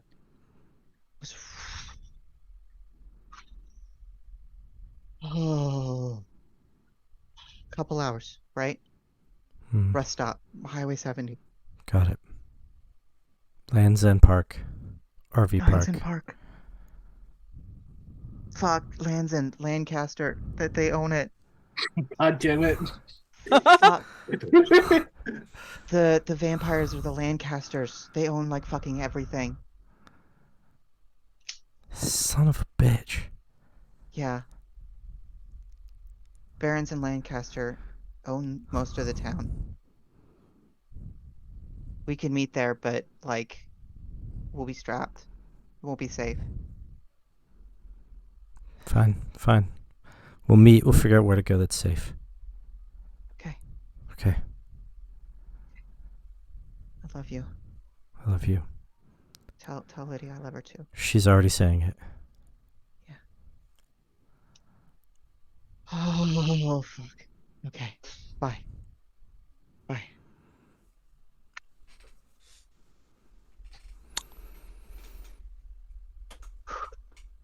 So, Lansdowne RV Park. Lansdowne RV. We're gonna. Mhm. We'll meet Mark and Lydia at the RV park. Mhm. And we'll plan our next move. They'll know what to do. They'll know. It's gonna be all right. Does anybody else phone? I don't know if that's true. Do you need the phone? No. Yeah. No one you want to talk to? Not that I want to put at risk right now. Listen. Okay. We can't let the bastards get us down. It's bleak. We're four. Bradley's not in the car with us, right? Yes. We're four small little rats in this sea of monsters and horror and bullshit. But that doesn't mean everything's fucked. Things are looking bad. Everything that wants to kill us under the sun, we can kill them just as hard. We just killed a congressman and a ghoul. Now, What was that? What was that thing you said before? A Pyrrhic victory? Pyrrhic victory. Sure, but it doesn't I'm have not to. even sure we've had that at this point. A win that feels like a loss? Yeah. Look, we don't know All right. everything, but we know that we can do something. We can fuck up the dam. We can ruin their equipment at the excavation site. Yeah. I mean, We aren't powerless. No, I recognize that. Real quick, I'm hearing a no on the phone, so. Mhm.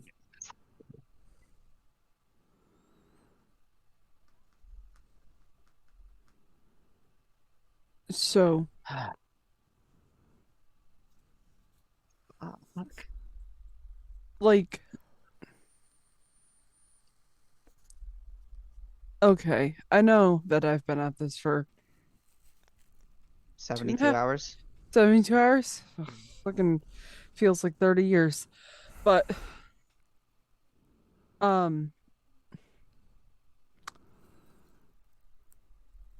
if we begin to feel hopeless, that only limits us. we can't. I'm really bad at pep talks. Obviously, I'm not. I'm not the charismatic type. If you couldn't tell, but I will tell you one thing that I went through when I was overseas. There were times where I felt like things were going over my head. That no matter what I did, no matter what moves I made, things looked bleak. They felt bleak. They felt hopeless. You need to remember that there's a reason that you took on this fight.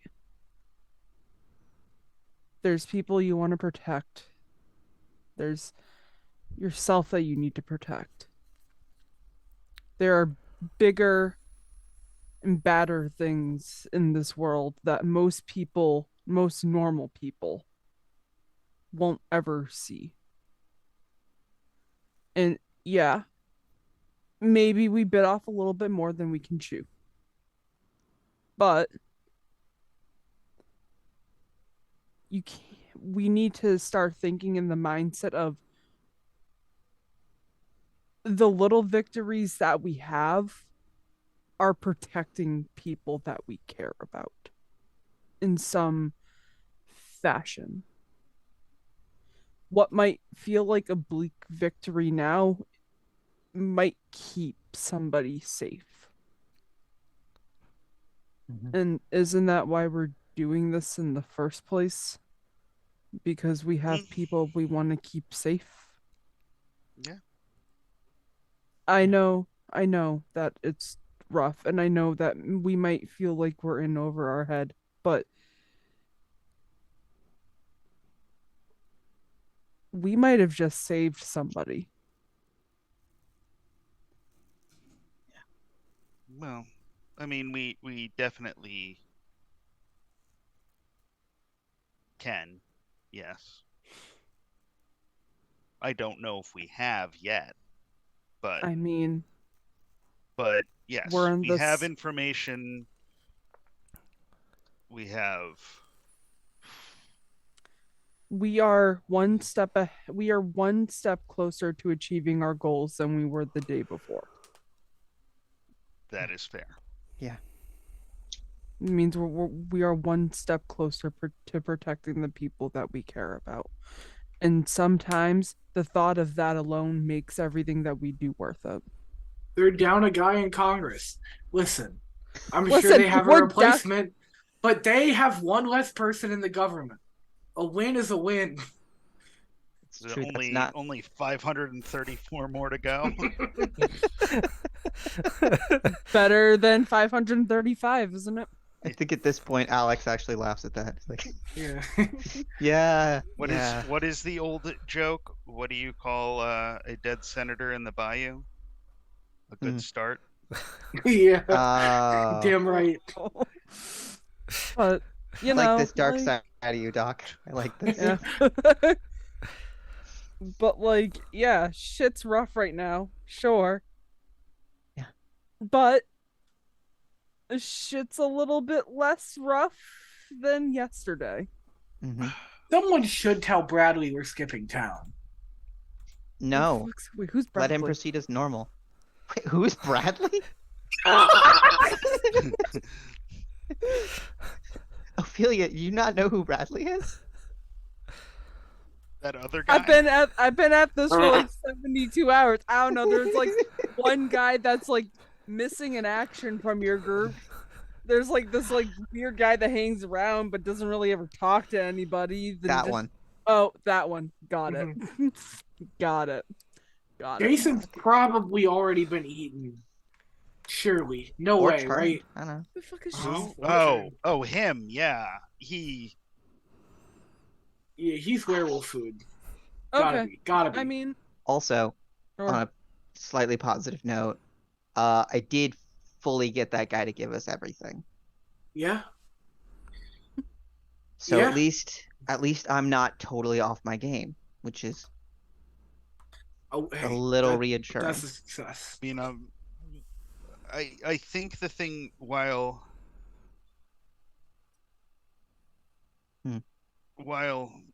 the any means necessary Yeah, we is tested that. is a strong thing. Let's remember who we are.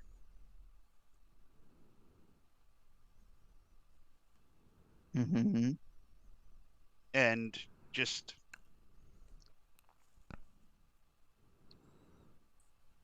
because the ends justify the means doesn't mean we should find the worst possible means. Fair. Gotta work with what we got, though. That's fair. And I think, at the end of the day, if Mr. Call here could whip up a atom bomb, I am sure that would solve the problem as well as anything, but that isn't the appropriate solution. We need to find we need to solve this in a better manner than the people we are fighting. But we do need to solve this at the end of the day. Right. Right. It'll get easier the longer that we take time to actually plan things through. Unfortunately, I don't add much to this equation other than muscle. So like I don't know what I could do, but like I'm sure that there's like another way to get what we need if we do a little bit of digging. Individually, we are all very bad at this. Collectively, however, I think we can manage some degree of success. Plus, if we get the experienced people, like in 20 minutes, maybe we don't have to run around and flailing anymore, Like I say, Mark's been at this a long time. I think he'll know what to do. I think that we need Gigi on our side. That's also not a bad idea.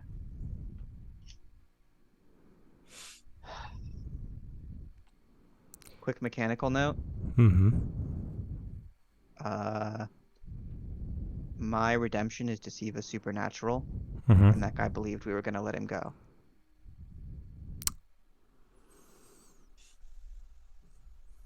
We could talk about that between the sessions. But you drive the car back down Brashear Avenue through Morgan City, seeing the strange amount of activity of police cars searching, and head onto Highway 70, headed up north toward Baton Rouge. Okay. I would have said we go around, but sure. Sure. I mean, Brashear Avenue is part of Highway 70, so that's what you told Joseph to do, but it's fine. There's like police cars and stuff, but nobody stops you. You just drive through. You eventually get to Land's End Park at the end of the highway strip that is the sort of bridge across the two halves of the lake. Land's End RV Park. You pull in. It's still a few minutes or so before the estimated time that Mark and Lydia would arrive. There's two RVs in the park. On the drive? Yeah. I would have just said two things. Sure. One, let's make sure everybody has access to the largest firearms that we have in the van. And if there are any Molotovs left, let's make sure they're ready to go. I can always whip up more. I can always make more. Sounds like we want to be drinking tonight anyway, yeah? Let's prep a couple of Molotovs in case we get jumped in the RV park. I'm gonna start working on a gun. You roll into the Land's End RV park. There are 2 RVs there. One looks fairly beaten. The other one looks newer. The beaten one has a series of antennas and satellites sticking out of the top of it, like somebody strapped them on. There's clearly some kind of communications equipment. The major thing you note, though, as you roll up to the park, it's dark, but you can see a mist rolling off the lake. And you can see a person, a young girl, standing by the bank of the lake. And Dr. Dreyfus, you immediately recognize this girl. She's looking out over the mist as the girl that you met in Hope's Garden. And that's where we'll end the episode for tonight. What the fuck? I didn't even mention the Spirit Army to Mark and Lydia. Just completely blanked on that. They'll find out soon enough. All right, everyone. We leave our fuck. hunters of this place, and we say goodbye for the evening. Goodbye, Bye for everyone. the evening. Goodbye, evening. Good night. You look sleeping. Good night, Moon. Good night. Don't worry about Moon. the sound.